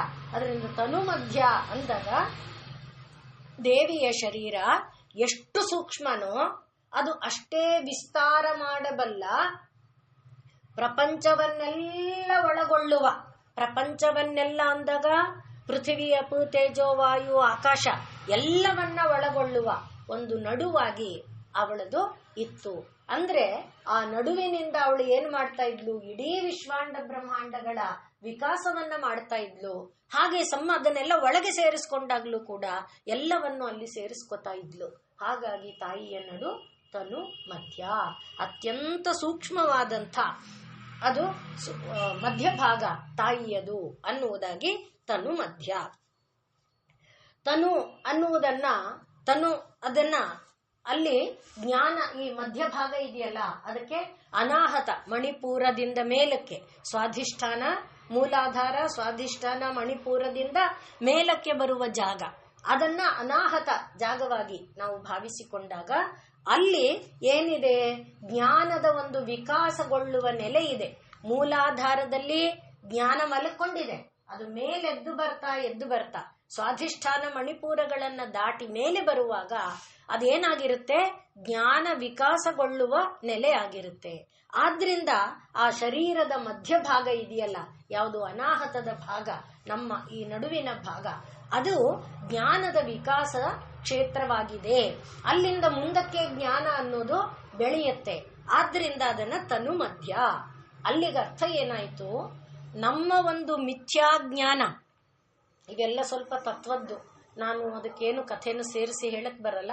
ನೀವು ಮನಸ್ಸನ್ನ ಸ್ವಲ್ಪ ಕೂಡಿಸ್ಕೊಂಡು ತಿಳ್ಕೋಬೇಕಾಗುತ್ತೆ. ಯಾಕಂದ್ರೆ ಮುಂದಿನದು ಅಷ್ಟೇ, ಪೂರ್ತಿ ವೇದಾಂತನೇ ಇರೋದು, ತತ್ಪದ ಲಕ್ಷ್ಯಾರ್ಥ ಅನ್ನುವಾಗ ಅದಕ್ಕೆ ಅದೇ ಅರ್ಥನೇ ನಾನು ಹೇಳ್ಬೇಕಾಗುತ್ತೆ. ಹಾಗಾಗಿ ಈಗ ತನು ಮಧ್ಯ ಅಂದಾಗ ಮಿಥ್ಯಾಜ್ಞಾನ ಅಂದ್ರೆ ಏನು? ನಾವು ಅನೇಕ ಬಾರಿ ಹೇಳ್ಕೊಂಡಿದ್ದೇವೆ. ಮಿಥ್ಯಾಜ್ಞಾನ ಅಂದ್ರೆ ಏನು? ಅಲ್ಲದನ್ನ ಅದು ಅಂತ ತಿಳ್ಕೊಳ್ಳೋದು. ಯಾಕೆ? ಯಾವುದನ್ನ ನಾವು ಅಲ್ಲದನ್ನ ಅದು ಅಂತ ತಿಳ್ಕೊಂಡಿದೀವಿ? ನನ್ ಮಗನ್ ಮಗ ಅಂತ ತಿಳ್ಕೊಂಡಿಲ್ವಾ? ನನ್ ಮಗನ್ ಮಗ ಅಂದ ಇನ್ನೇನು ಅಂತ ತಿಳ್ಕೋಬೇಕು? ನನ್ ಗಂಡನ್ ಗಂಡ ಅಂದ ಇನ್ನೇನು ಅನ್ಕೋಬೇಕು? ಅಲ್ಲ, ನನ್ನ ಅನ್ನೋ ಪಾಯಿಂಟ್ ಇದೆಯಲ್ಲ, ಅದನ್ನ ಫಸ್ಟ್ ಹೇಳ್ತಾ ಇರೋದು. ಯಾವುದು ನಾನು ಅನ್ನೋದು? ನಾನು ಅನ್ನೋದನ್ನ ನೀನ್ ಕ್ಲಿಯರ್ ಮಾಡ್ಕೊಂಡ್ರೆ ನನ್ನ ಅನ್ನೋ ಪಾಯಿಂಟ್. ನಾನು ಅನ್ನೋದು ಯಾವುದು? ಇದಾ? ಅಲ್ಲ. ಇದಾ? ಅಲ್ಲ. ಇದಾ? ಅಲ್ಲ. ಇದಾ? ಅಲ್ಲ. ಯಾವುದು ಹಾಗಾದ್ರೆ ನಾನು? ಒಂದೊಂದನ್ನೇ ಯೋಚನೆ ಮಾಡ್ತಾ ಬಂದ್ರೆ, ಇದು ಕಣ್ಣು ನಾನಲ್ಲ, ಕಿವಿ ನಾನಲ್ಲ, ಕೈ ನಾನಲ್ಲ, ಮನಸ್ಸು ನಾನಾ, ಬುದ್ಧಿ ನಾನಾ, ಯಾವುದು ನಾನು ಅನ್ನುವ ಪ್ರಶ್ನೆಯನ್ನ ತಗೊಂಡ್ರೆ, ಇದನ್ನ ಛಾಂದೋಗ್ಯ ಉಪನಿಷತ್ತಿನಲ್ಲಿ ನಾರದರಿಗೆ ಸನತ್ ಕುಮಾರರು ಉಪದೇಶ ಮಾಡ್ತಾರೆ. ಯಾವುದು ನಾನು ಅಂದ್ರೆ ಯಾವುದು ಬೃಹತ್ತಾಗಿದೆಯೋ, ಯಾವುದು ಈ ಎಲ್ಲವನ್ನ ಒಳಗೊಳ್ಳುತ್ತೋ, ಯಾವುದನ್ನು ಒಳಗೊಳ್ಳೋದು? ಕಣ್ಣನ್ನ, ಕೈಯನ್ನ, ಕಾಲನ್ನ, ಇದೆಲ್ಲವನ್ನು ಒಳಗೊಳ್ಳುವಂಥದ್ದು. ಮತ್ತೆ ಇದೆಲ್ಲ ಎಲ್ಲಿ ಯಾವುದಕ್ಕೆ ಇದೆ? ನಾಮ ಅಂದ್ರೆ ಇದಕ್ಕೆ ಕಣ್ಣು ಅಂತ ಎರಡು, ಕಾಣನು, ಕಣ್ಣು ಅಂದಾಗ ಅದು ನಾಮ. ಆ ನಾಮಕ್ಕೆ ವಿಷಯ ಯಾವುದು? ಈ ಒಂದು ಆಕಾರ. ಮೂಗು ಅಂದ್ರೆ ಅಲ್ಲಿಗೆ ನಾಮ ಇದೆ, ನಾಮಕ್ಕೆ ರೂಪ ಇದೆ. ನಾಮ ರೂಪಗಳು ಎಲ್ಲಿಂದ ಬರ್ತಾ ಇದೆ? ವಾಕ್ಯಿಂದ ಬರ್ತಾ ಇದೆ. ವಾಕ್ ಎಲ್ಲಿಂದ ಬರ್ತಾ ಇದೆ? ಮನಸ್ಸಿನಿಂದ ಬರ್ತಾ ಇದೆ. ಮನಸ್ಸು ಎಲ್ಲಿಂದ ಬರ್ತಾ ಇದೆ? ಇದು ಉಪನಿಷತ್ತಿನ ಮಾತು. ಮನಸ್ಸು ಎಲ್ಲಿಂದ ಬರ್ತಾ ಇದೆ? ಸಂಕಲ್ಪದಿಂದ. ನಾನು ಈ ತರ ಮಾತಾಡ್ಬೇಕು, ನಾನು ಹೀಗೆ ಹೇಳ್ಬೇಕು, ನಾನು ಈ ಕೆಲಸ ಮಾಡ್ಬೇಕು, ನಾನು ಇಷ್ಟೊತ್ತಿಗೆ ಹೇಳ್ಬೇಕು, ಇದೆಲ್ಲ ಇದೆ ತಾನೆ. ಅದೆಲ್ಲ ಸಂಕಲ್ಪ. ಆ ಸಂಕಲ್ಪ ಬೀಜ ಒಡೆಯೋದೆಲ್ಲಿ? ಮೊಳಕೆ ಒಡೆಯೋದೆಲ್ಲಿ? ಮನಸ್ಸೊಳಗೆ. ಮನಸ್ಸಿನಲ್ಲಿ ಒಡೆದ ಮೊಳಕೆ ಬೆಳೆಯೋದೆಲ್ಲಿ? ಕ್ರಿಯೆ ಆಗೋದೆಲ್ಲಿ? ಈ ಕಣ್ಣು, ಮೂಗು, ಕಿವಿ ಇತ್ಯಾದಿಗಳೊಳಗೆ. ನೋಡಿ ಹೇಗಿದೆ, ಇಲ್ಲೇ ಎಲ್ಲ ಪ್ರಪಂಚ ಇದೆ. ಆದ್ರಿಂದಲೇ ಹೇಳೋದು ಪಿಂಡಾಂಡ ಬ್ರಹ್ಮಾಂಡ ಬೇರೆ ಬೇರೆ ಅಲ್ಲ. ಇದನ್ನ ನಾವು ಅರ್ಥ ಮಾಡ್ಕೊಂಡ್ರೆ ನಮಗೆಲ್ಲ ಅರ್ಥ ಆಗುತ್ತೆ. ಅಷ್ಟು ದೊಡ್ಡದಾದ ಆಕಾಶ ಎಲ್ಲಿದೆ? ಮನಸ್ಸೊಳಗಿದೆ. ಮನಸ್ಸು ಅಷ್ಟು ದೊಡ್ಡ ಅಂದ್ರೆ ಆಕಾಶಾದಿಗಳನ್ನ, ಪೃಥ್ವಿಯಪ್ತೇಜೋ ವಾಯು ಎಲ್ಲವನ್ನ ಸೇರಿಸಿಕೊಳ್ಳಬಲ್ಲ ಮನಸ್ಸು ಎಷ್ಟು ಸೂಕ್ಷ್ಮ ಇದೆ. ಅದು ಎಲ್ಲಿದೆ? ಸಂಕಲ್ಪದೊಳಗಿದೆ. ಅದು ಎಲ್ಲಿದೆ? ಹಾಗೆ ಹೊರಟಾಗ ಎಷ್ಟು ತನುವಾದದ್ದು ನೋಡಿ. ಇಷ್ಟೆಲ್ಲ ವಿಸ್ತಾರಗೊಳ್ತಾ ವಿಕಾಸಗೊಳ್ತಾ ಹೋಯ್ತಲ್ಲ. ಅಷ್ಟು ದೊಡ್ಡದಾಗುವ ಒಂದು ನೆಲೆ ಬರೋದಕ್ಕೆ ಕಾರಣಭೂತವಾದ ಈ ಅಜ್ಞಾನ ಇದೆಯಲ್ಲ. ಯಾವ ಅಜ್ಞಾನ? ನಾನು ಅನ್ನುವುದನ್ನ ಈ ಕಣ್ಣು ಶರೀರಕ್ಕೆ ನಾನು ಸೀಮೆ ಮಾಡ್ಕೋತಾ ಇದ್ದೀನಲ್ಲ, ಅದೊಂದೇ ದೊಡ್ಡದು, ಇನ್ಯಾವುದೂ ಇಲ್ಲ. ಅದನ್ನು ಕಳ್ಕೊಳ್ಳೋದೇ ಕಷ್ಟದ್ದು. ನಾವು ಅನೇಕ ಬಾರಿ ಹೇಳ್ಕೊಂಡಿರುವಂತೆ ನಾ ಅನ್ನೋದು ಏನಾಗಿದೆ? ಬಾಲ ಕೆಳಗೆ ಇಳಿ ಬಿಟ್ಕೊಂಡು ಕೂತಿದೆ. ಆದ್ರಿಂದಲೇ ಅದಕ್ಕೆ ಜಂಬ ಜಾಸ್ತಿ ಅಲ್ವೇ? ಆ ಇಳಿ ಬಿಟ್ಟಿರೋ ಬಾಲನ ಕತ್ತರಿಸಿ ಏನ್ ಮಾಡ್ಬೇಕು? ಗುಡಿಸಿ ನೀ ಅನ್ಬೇಕು. ಆ ಗುಡಿಸಿ ನೀ ಅನ್ನೋದಕ್ಕೆ ಎಷ್ಟೆಲ್ಲ ಶಾಸ್ತ್ರಗಳು, ಎಷ್ಟೆಲ್ಲ ಗುರುಗಳು, ಎಷ್ಟೆಲ್ಲ ಬೇಕು. ಅದಷ್ಟು ಕಷ್ಟನ ಅಂದ್ರೆ ಇಲ್ಲೇನು ಬರೆಯುವಾಗಿಲ್ಲ, ಆದ್ರೆ ಅನುಷ್ಠಾನಕ್ಕೆ ತಗೊಳ್ಳುವಾಗ ಅಷ್ಟು ಕಷ್ಟ ಸಾಧ್ಯವಾದದ್ದಿದೆ. ಆದ್ರಿಂದ ಅದೇ ಅಜ್ಞಾನ, ಆ ಮಿಥ್ಯಾ ಅಜ್ಞಾನವನ್ನ ದೂರ ಮಾಡುವ ರಜ್ಜು, ಹಗ್ಗ ಎಲ್ಲಿದೆಯಪ್ಪ ಅಂದ್ರೆ ತನು. ತನು ಅನ್ನೋ ಶಬ್ದಕ್ಕೆ ಅದೇ ಅರ್ಥ. ತನು ಅಂದ್ರೆ ನಾವು ಮೊದಲು ಹೇಳಿದೆ ನಡು ಅಂತ. ತನು ಅಂತ ಹೇಳಿದ್ರೆ ವಿಸ್ತಾರಗೊಳ್ಳುವುದು ಅಂತ ಹೇಳಿದೆ. ಈಗ ಆ ತನು ಅನ್ನುವುದು ಯಾವ ರೀತಿ ವಿಸ್ತಾರಗೊಳ್ಳುತ್ತೆ? ಜ್ಞಾನದ ಮೂಲಕ ವಿಸ್ತಾರಗೊಳ್ಳುತ್ತೆ. ಜ್ಞಾನ ವಿಸ್ತಾರಗೊಳ್ಳುವುದರಿಂದ ಏನಾಗುತ್ತೆ? ಅಜ್ಞಾನವನ್ನ ದೂರ ಮಾಡುತ್ತೆ. ಆದ್ರಿಂದ ತನು ಅನ್ನುವುದನ್ನ ಜ್ಞಾನ ರಜ್ಜು ಅಂತ ಕರೀತಾರೆ. ಅದು ಜ್ಞಾನ ಅನ್ನುವ ಅಂದ್ರೆ ತನು ಅನ್ನುವ, ತನು ಮಧ್ಯ ಅನ್ನುವುದು ಜ್ಞಾನವೆಂಬ ಹಗ್ಗ. ಆ ಜ್ಞಾನವೆಂಬ ಹಗ್ಗ ಏನು ಮಾಡುತ್ತೆ? ಜೀವಿಗಳನ್ನ ಅಜ್ಞಾನದಿಂದ ದೂರ ಮಾಡುವಂತೆ ಮಾಡುತ್ತೆ. ಆದ್ರಿಂದ ತನು ಮಧ್ಯ ಅಂದಾಗ ಯಾವುದು? ಶರೀರದಲ್ಲೂ ಮಧ್ಯಭಾಗದಲ್ಲಿದೆ. ಶರೀರದಲ್ಲಿ ಮಧ್ಯಭಾಗದಲ್ಲಿದೆ. ಈ ಕೇಂದ್ರಗಳು ಯಾವುದಿದೆ? ಚಕ್ರಗಳು, ಅದರಲ್ಲೂ ಮಧ್ಯದಲ್ಲಿದೆ. ಮೂಲಾಧಾರ, ಸ್ವಾಧಿಷ್ಠಾನ, ಮಣಿಪೂರ, ಅನಾಹತ, ಮತ್ತೆ ಮೇಲಕ್ಕೆ ವಿಶುದ್ಧಿ, ಆಜ್ಞಾ, ಸಹಸ್ರಾರ. ಅಲ್ಲಿ 3, ಇಲ್ಲಿ 3, ಮಧ್ಯದಲ್ಲಿ ಇದ್ದುಕೊಂಡು ಇದು ಏನನ್ನ ಮಾಡ್ತಾ ಇದೆ? ಶರೀರದ ಮಧ್ಯದಲ್ಲಿ, ಪ್ರಪಂಚದ ವಿಸ್ತಾರದ ಮಧ್ಯದಲ್ಲಿ, ಆ ಮಧ್ಯದಲ್ಲಿ ಇದ್ದುಕೊಂಡು ಇದು ಅಜ್ಞಾನವನ್ನ ದೂರ ಮಾಡ್ತಾ ಜ್ಞಾನ ವಿಕಾಸಗೊಳ್ಳುವಂತ ಕೇಂದ್ರ ಆಗಿರೋದ್ರಿಂದ ಅದು ತನು ಮಧ್ಯ ಅಂದ್ರೆ ಅಜ್ಞಾನವನ್ನ ದೂರ ಮಾಡುವಂತ. ಆದ್ರಿಂದಲೇ ನೋಡಿ ಅದು ವನ್ಹಿ ಮಂಡಲ ಅಲ್ವೇ? ಅನಾಹತಕ್ಕೆ ವನ್ಹಿ ಮಂಡಲ. ಮೂಲಾಧಾರದಿಂದ ಮೇಲಕ್ಕೆ ಬರುವಾಗ ಆ ಜ್ಯೋತಿ ತಾನೇ ನಮ್ಮ ಜ್ಞಾನವನ್ನ ಬೆಳಗಿಸೋದು, ಜ್ಯೋತಿ ತಾನೇ ನಮ್ಮ ಅಜ್ಞಾನವನ್ನ ದೂರ ಮಾಡೋದು. ಆದ್ರಿಂದ ಅದು ವನ್ಹಿ ಮಂಡಲ. ಹಾಗಾಗಿ ತನುಮಧ್ಯ ಎಂಬ ದೇವಿಯ ಸ್ವರೂಪ ನಮ್ಮ ಮೋಹವನ್ನ ನಾಶ ಮಾಡುತ್ತೆ. ನಮ್ಮ ಮೋಹವನ್ನ ನಾಶ ಮಾಡಿ ಭೌತಿಕವಾದ ಎಲ್ಲ ಭೋಗಭಾಗ್ಯಗಳನ್ನ ನಮಗೆ ಕರುಣಿಸಿಕೊಡ್ತಾ ಮನಸ್ಸನ್ನ ಏನು ಮಾಡುತ್ತೆ? ಈಗ ನಾ ಹೇಳ್ಕೊಂಡು ಬಂದನಲ್ಲ, ಯಾವುದು? ಹೊರರೂಪ, ಸ್ಥೂಲ ರೂಪ. ಸ್ಥೂಲ ರೂಪವಾಗಿ ಕಣ್ಣು, ಕಿವಿ, ಕೈ, ಮೂಗು, ಬಾಯಿ ಇವೆಲ್ಲ ನಾಮ. ಆ ನಾಮವನ್ನ ದಾಟಿ ರೂಪ, ನಾಮರೂಪಗಳನ್ನ ದಾಟಿ ವಾಕು, ವಾಕನ್ನ ದಾಟಿ ಮನಸ್ಸು, ಮನಸ್ಸನ್ನ ದಾಟಿ ಹಾಗೆ ಅದನ್ನ ದಾಟಿಸಿಕೊಳ್ಳುತ್ತಾ ಸ್ಥೂಲದಿಂದ ಸೂಕ್ಷ್ಮ ಸೂಕ್ಷ್ಮ ಸೂಕ್ಷ್ಮ. ತನು ಅಂದ್ರೆ ಸೂಕ್ಷ್ಮ. ಹಾಗೆ ನೋಡಿ, ತನು ಅನ್ನೋದಕ್ಕೆ ಏನೇನು ಅರ್ಥ ಬರ್ತಾ ಇದೆ? ಆ ಸೂಕ್ಷ್ಮ ಸೂಕ್ಷ್ಮ ಸೂಕ್ಷ್ಮದ ಕಡೆಗೆ ಕರೆದೊಯ್ತಾ ತಾಯಿ ಏನ್ ಮಾಡ್ತಾಳೆ? ಈ ಪ್ರಪಂಚವನ್ನೆಲ್ಲ ದಾಟಿಸಿ ನಮ್ಮನ್ನ ಪರದ ಕಡೆಗೆ ಒಯ್ತಾಳೆ. ಆ ಪರದ ಕಡೆಗೆ ಅಂದ್ರೆ ಪರಾತ್ ಪರ. ಕಣ್ಣು ಎನ್ನುವುದು ಒಂದು ಪರ. ಯಾಕೆ? ನನ್ನ ಕಣ್ಣಂಗೆ ಕಾಣುತ್ತೋ? ಇಲ್ಲ. ಆದ್ರಿಂದ ಅದು ಪರ. ಕಾಣದೆ ಅಂದ್ರೆ ಇಂದ್ರಿಯ ಗ್ರಾಹ್ಯ ಆಗದೆ ಇರೋದ್ರಿಂದ ಅದಕ್ಕಿಂತ ಪರವಾಗಿರುವುದು ಅದರಲ್ಲಿ ಇರುವ ನೋಡುವ ಶಕ್ತಿ. ಅದಕ್ಕಿಂತ ಪರವಾಗಿರೋದು ನೋಡುವ ಒಂದು ಶಕ್ತಿಯನ್ಗೆ ಒಬ್ಬ ಪ್ರೇರಕ ಇದಾನಲ್ಲ, ಮನಸ್ಸು. ಅದು ಹೀಗೆ ಪರ ಪರ ಪರ ಅಂತ ನಾವು ಹಿಂದಿಂದೆ ಸಾಗಿದ್ರೆ ಆ ಪರದ ಕಡೆಗೆ ಸ್ಥೂಲದಿಂದ ಸೂಕ್ಷ್ಮ, ಸೂಕ್ಷ್ಮದಿಂದ ಸೂಕ್ಷ್ಮತರ, ಸೂಕ್ಷ್ಮತರದಿಂದ ಸೂಕ್ಷ್ಮತಮ, ಹಾಗೆ ಹಿಂದಕ್ಕೆ ನಮ್ಮನ್ನ ಕರೆದೊಯ್ದು ಆ ಪರದ ಕಡೆಗೆ ಒಯ್ತಾಳಲ್ಲ ದೇವಿ. ಆ ಜಾಗವನ್ನ, ಆ ತಾಯಿಯನ್ನ ತನು ಮಧ್ಯ ಎಂಬುದಾಗಿ ಕರೀತಾರೆ. ಇದು ಇನ್ನು ಇಡ ಮತ್ತೆ ಪಿಂಗಳ ಎರಡಿದೆ. ಇಡ ಮತ್ತೆ ಪಿಂಗಳ ಇದು ನಮಗ್ ಗೊತ್ತಿದೆ. ಶರೀರದಲ್ಲಿ ಎಡಬಲಗಳಲ್ಲಿ 2 ನಾಡಿಗಳು ಹರಿತಾ ಇದೆ. ಅವೆರಡು ಹೀಗೆ ಹೇಳ್ಕೊಂಡಿರುತ್ತೆ. ಅಂದ್ರೆ ಒಂದರ ಗತಿ ಬಲದಿಂದ ಎಡಕ್ಕೆ ಬಂದ್ರೆ ಇನ್ನೊಂದರದು ಎಡದಿಂದ ಬಲಕ್ಕಿರುತ್ತೆ. ಇಡ ಮತ್ತು ಪಿಂಗಳಗಳ ಗತಿ ಒಂದರದು ಬಲದಿಂದ ಎಡಕ್ಕೆ, ಇನ್ನೊಂದು ಎಡದಿಂದ ಬಲಕ್ಕೆ, ಹೀಗೆ ಅದು ಹೆಣ್ಕೊಂಡಿರುತ್ತೆ. ಇದರ ಮಧ್ಯದಲ್ಲಿ ಇಲ್ಲಿ ನೋಡಿ, ಮಧ್ಯ ಅಂದಾಗ ಅದು ಯಾವುದು, ಇಡ ಮತ್ತು ಪಿಂಗಳ. ಇಡ ಅನ್ನುವುದು ಏನಾಗುತ್ತೆ, ಎಡದಿಂದ ಬಲದ ಕಡೆಗೆ ಬರುತ್ತೆ. ಪಿಂಗಳ ಅನ್ನುವುದು ಬಲದಿಂದ ಎಡದ. ನಿಮ್ಗೆ ಗೊತ್ತಾಗ್ತಾ ಇದೆ, ನಮ್ಮ ಜಡೆ ನೆನಪು ಮಾಡ್ಕೊಳ್ಳಿ. ಅದರಂತೆ ಜಡೆ ಪ್ರತಿನಿಧಿಸೋದೇ ಅದನ್ನ. ನಮ್ಮಲ್ಲಿ ಜಡೆಗೆ ಸ್ಥಾನ ಇರೋದೇ ಅದರಲ್ಲಿ. ಆದ್ರೆ ಇವತ್ತು ನಾವು ಜಡೆಯನ್ನ ಬಿಟ್ಟಿದ್ದೇವೆ. ಆದ್ರೆ ಆ ಮರ್ಮವನ್ನ ನೆನಪಿಸಿಕೊಡೋಕೆ ಅದಿರೋದು. ಅದರ ಮೂಲಕ ಆದ್ರೂ, ಯಾವುದ್ರ ಮೂಲಕ ಆದ್ರೂ ಜೀವಿ ಉದ್ಧಾರ ಆಗಲಿ. ಇದು ಭಾರತೀಯ ಸಂಸ್ಕೃತಿಯ ಹಿರಿಮೆ. ಆಯ್ತು, ಈಗ ಹಾಗೆ ನಿಮ್ಮ ನೆನಪಿಗೆ ಬರೋದಕ್ಕೆ ಆ ರೀತಿ ಒಂದು ಎಡದಿಂದ ಬಲಕ್ಕೆ, ಒಂದು ಬಲದಿಂದ ಎಡಕ್ಕೆ ಹಾಗೆ ಬರುವಾಗ ಆ ಮಧ್ಯ ಇದೆಯಲ್ಲ ಅದರ ಮಧ್ಯದಲ್ಲಿ ಬರುತ್ತೆ. ಆದ್ರಿಂದ ಅದು ತನು ಸೂಕ್ಷ್ಮವಾಗಿರುತ್ತೆ. ಎಷ್ಟು ಸೂಕ್ಷ್ಮ ಅಂದ್ರೆ, ಹಿಂದೆ ನಾವು ನೋಡಿದ್ವಿ ಬಿಸತಂತು ತನೀಯಸಿ, ಕಮಲದ ದಂಟನ್ನ ಸೀಳಿದ್ರೆ ಅವತ್ತು ಇದನ್ನ ತೆಗೆದು ಬಿಡಿಸಿ ತೋರಿಸಿ ನೋಡಿದ್ವಿ ನಾವು. ಹಾಗೆ ಸಣ್ಣ ಒಂದು ಕೂದಲಿಗಿಂತ ಸಣ್ಣವಾಗಿರುವಂತ ಒಂದು ಸಣ್ಣ, ಅದು ತನು. ಆದ್ರಿಂದ ಈಗ ಸುಷುಮ್ನೆ ಎಂಬುದು ಏನಾಯ್ತು, ಈಗ ತನು ಮಧ್ಯ ಆಯ್ತು. ನೋಡಿ ಎಷ್ಟನೇ ಹಂತಕ್ಕೆ ಬರ್ತಿದೆ. ಆ ಸುಷುಮ್ನ ನಾಡಿ ಅನ್ನೋದು ಯಾವುದರ ಜಾಗ, ಅದು ಪ್ರಾಣಶಕ್ತಿಯ ಜಾಗ. ಸುಷುಮ್ನೆ ಎಂಬುದು ಪ್ರಾಣಶಕ್ತಿಯ ಜಾಗ. ಆ ಪ್ರಾಣಶಕ್ತಿ ಇಡ ಎನ್ನುವುದನ್ನು ಪ್ರಚೋದನೆಗೊಳಿಸುತ್ತೆ. ಅದೇ ಪ್ರಾಣಶಕ್ತಿ ಪಿಂಗಳ ಎನ್ನುವುದನ್ನು ಪ್ರಚೋದನೆಗೊಳಿಸುತ್ತೆ. ಇಡ ಪಿಂಗಳಗಳು ಏನು ಕೆಲಸ ಮಾಡುತ್ತೆ, ಪ್ರವೃತ್ತಿಯ ಕೆಲಸ, ನಿವೃತ್ತಿಯ ಕೆಲಸ ಎರಡನ್ನೂ ಮಾಡುತ್ತೆ. ಅಂದ್ರೆ ಒಂದು ಪ್ರವೃತ್ತಿ ಮಾಡಿಸುತ್ತೆ, ಪ್ರವೃತ್ತಿ ಅಂದ್ರೆ ಕೆಲಸದಲ್ಲಿ ತೊಡಗುವ ಹಾಗೆ ಮಾಡುತ್ತೆ, ಇನ್ನೊಂದು ಕೆಲಸದಿಂದ ನಿವೃತ್ತ ಆಗೋ ಹಾಗೆ ಮಾಡುತ್ತೆ. ಆದ್ರಿಂದಲೇ ಇದರಿಂದ ಮಾಡಬೇಡ ಅನ್ನುವ ಅಭಿಪ್ರಾಯದಲ್ಲಷ್ಟೇ. ನಿವೃತ್ತಿಯಾಗಿ ನಾವು ಮಾಡುವಾಗ ಪ್ರವೃತ್ತಿಯಾದ ಭಾವ ಇರಬೇಕು. ಹಾಗಾಗಿ ಈ ಪ್ರವೃತ್ತಿ ನಿವೃತ್ತಿ ಎರಡಕ್ಕೆ ಪ್ರಾಣವನ್ನ ಕೊಡುವಂತ ಶಕ್ತಿ ಯಾವುದು, ಅದು ಸುಷುಮ್ನ. ಆದ್ರಿಂದ ಸುಷುಮ್ನ ಎಂಬುದೇ ತನು ಮಧ್ಯ.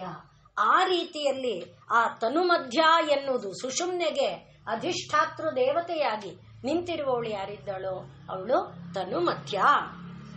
ಅದರಿಂದಲೇ ಅವಳನ್ನ ವರ್ಣನೆ ಮಾಡುವಾಗ, ದೇವಿಯನ್ನು ವರ್ಣನೆ ಮಾಡುವಾಗ ಮೇಚಕಂ ಆಸೇಚನಕಂ. ಆಸೇಚನ ಅಂದ್ರೆ ನಮ್ಮಲ್ಲಿ ಉಪ್ಪಿನಕಾಯಿ, ಚಟ್ನಿ ಇವುಗಳಿಗೆ ಆಸೇಚನ ಅನ್ನೋ ಒಂದು ಶಬ್ದ ಇದೆ.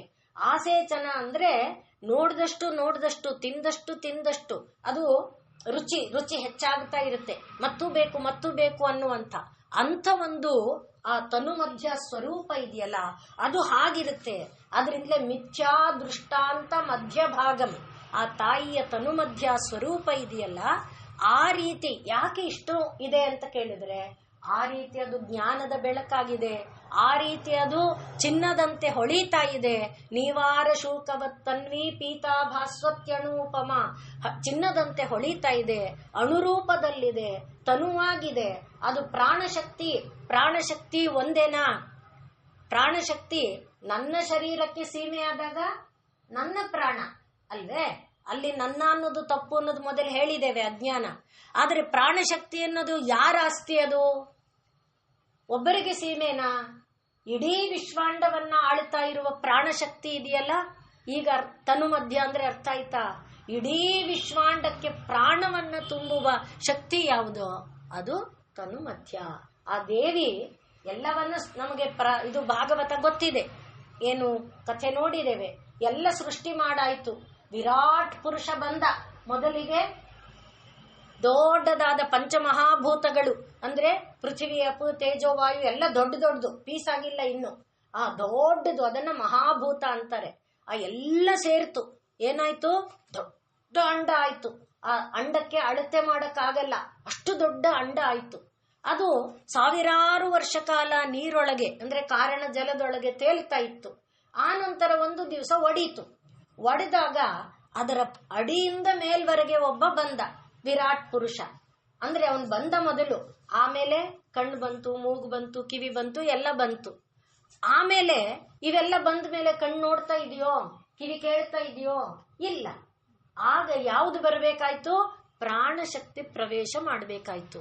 ಆ ಪ್ರಾಣಶಕ್ತಿ ಪ್ರವೇಶ ಮಾಡುವಾಗ ಅದು ಬೇಡ, ಎಲ್ಲಿಂದ ಪ್ರವೇಶ ಮಾಡ್ತು, ಕಣ್ಣಿಂದ ಬಂತು, ಕಿವಿಯಿಂದ ಬಂತು, ಅದು ಸರಿಯಾಗ್ಲಿಲ್ಲ ಅಂತ ಕೊನೆಗೆ ನೆತ್ತಿಯಿಂದ ಪ್ರವೇಶ ಮಾಡಿಕೊಂಡು ಒಳಗೆ ಬಂತು. ಪ್ರಾಣಶಕ್ತಿ ಬಂದ ಮೇಲೆ ವಿರಾಟ್ ಪುರುಷನು ಕೂಡ ಏನಾದ, ನೋಡಿದ, ಹಸಿವು ಅಂದ, ಬಾಯಾರಿಕೆ ಅಂದ, ಅವನಿಗೆ ಊಟ. ಇದನ್ನ ನಾವು ಭಾಗವತದಲ್ಲಿ ನೋಡಿದ್ದೇವೆ, ಎಷ್ಟೋ ಸಲ ಹೇಳ್ಕೊಂಡಿದ್ದೇವೆ. ಆದ್ರಿಂದ ಆ ಪ್ರಾಣಶಕ್ತಿ ಇಲ್ಲ ಅಂದ್ರೆ ಎಲ್ಲ ಇದ್ದೇನು ಪ್ರಯೋಜನ? ನಮ್ಮ ಶರೀರ ಒಂದರಲ್ಲೇ ಅಲ್ಲ, ಇಡೀ ವಿಶ್ವಾಂಡ ಮತ್ತೆ ಮುಂದುವರಿಬೇಕಾದ್ರೆ ಪ್ರಾಣಶಕ್ತಿ ಎಂಬುದು ಮೂಲ. ಆದ್ರಿಂದಲೇ ತನು ಸೂಕ್ಷ್ಮ, ಪ್ರಾಣ ಸೂಕ್ಷ್ಮ ಕಾಣುತ್ತೋ, ಹೋಗೋದು ಗೊತ್ತಾಗಲ್ಲ, ಬರೋದು ಗೊತ್ತಾಗಲ್ಲ ಅಲ್ವೇ? ಅಷ್ಟು ಸೂಕ್ಷ್ಮವಾದಂಥ ಪ್ರಾಣಶಕ್ತಿ ಬರೀ ಒಂದು ಶರೀರ ಅಲ್ಲ, ಅದಕ್ಕೆ ಅದನ್ನ ತನು ಮಧ್ಯ ಅಂದಿರೋದು. ಅಂಥ ಪ್ರಾಣಶಕ್ತಿ ಎಲ್ಲ ಜ್ಞಾನಕ್ಕೆ ಕೇಂದ್ರವಾಗಿರುವ ರಜ್ಜು, ಜ್ಞಾನ ರಜ್ಜುವಾದ ಸುಷುಮ್ನೆಯನ್ನ ಆಳ್ತಾ, ಸುಷುಮ್ನೆಯನ್ನ ಪ್ರಚೋದಿಸ್ತಾ, ಸುಷುಮ್ನೆಯಿಂದ ಪ್ರವೃತ್ತಿ ನಿವೃತ್ತಿಗೆ ಪ್ರೇರಕವಾದ ಇಡಾಪಿಂಗಳಗಳನ್ನ ಪ್ರಚೋದಿಸ್ತಾ, ಅದರ ಮೂಲಕ ಎಲ್ಲ ಇಂದ್ರಿಯಗಳ, ಜ್ಞಾನೇಂದ್ರಿಯ ಕರ್ಮೇಂದ್ರಿಯಗಳ ಕೆಲಸಕ್ಕೆ, ಚಟುವಟಿಕೆಗೆ ಕಾರಣೀಭೂತವಾಗಿ ಇರುವಂತಹ ಒಂದು ಚೈತನ್ಯ ಶಕ್ತಿ. ಆದ್ರಿಂದಲೇ ಮೇಚನಕಂ ಆಸೇಚನಕಂ, ತನು ಮಧ್ಯ. ಅಮ್ಮ, ನಿನ್ನ ಒಂದು ಮಧ್ಯಭಾಗ ಅಷ್ಟು, ಹೇಗೆ ನಾವು ಕೌಸಲ್ಯೆಯ ಮಧ್ಯಭಾಗವನ್ನ ಆರಂಭದಲ್ಲಿ ತಗೊಂಡ್ವಿ, ಸ್ಥೂಲದ ದಿಶೆಯಲ್ಲಿ ನೋಡಿದಷ್ಟು ಅಂದವಾಗುವಂತ ಆಕಾಶವನ್ನ ಎಷ್ಟು ಸಾವಿರ ಸಲ ನೋಡಿಲ್ಲ ನಮ್ಮ ಆಯುಸ್ಸಿನಲ್ಲಿ. ಆದರೆ ಆಕಾಶ, ಅಮ್ಮ ಆಕಾಶ ಹೊಗೆ ನೋಡಿದೀನಿ ಬೇಕಾದಷ್ಟಲ್ಲಿ ಅಂತೀವ ನಾವು?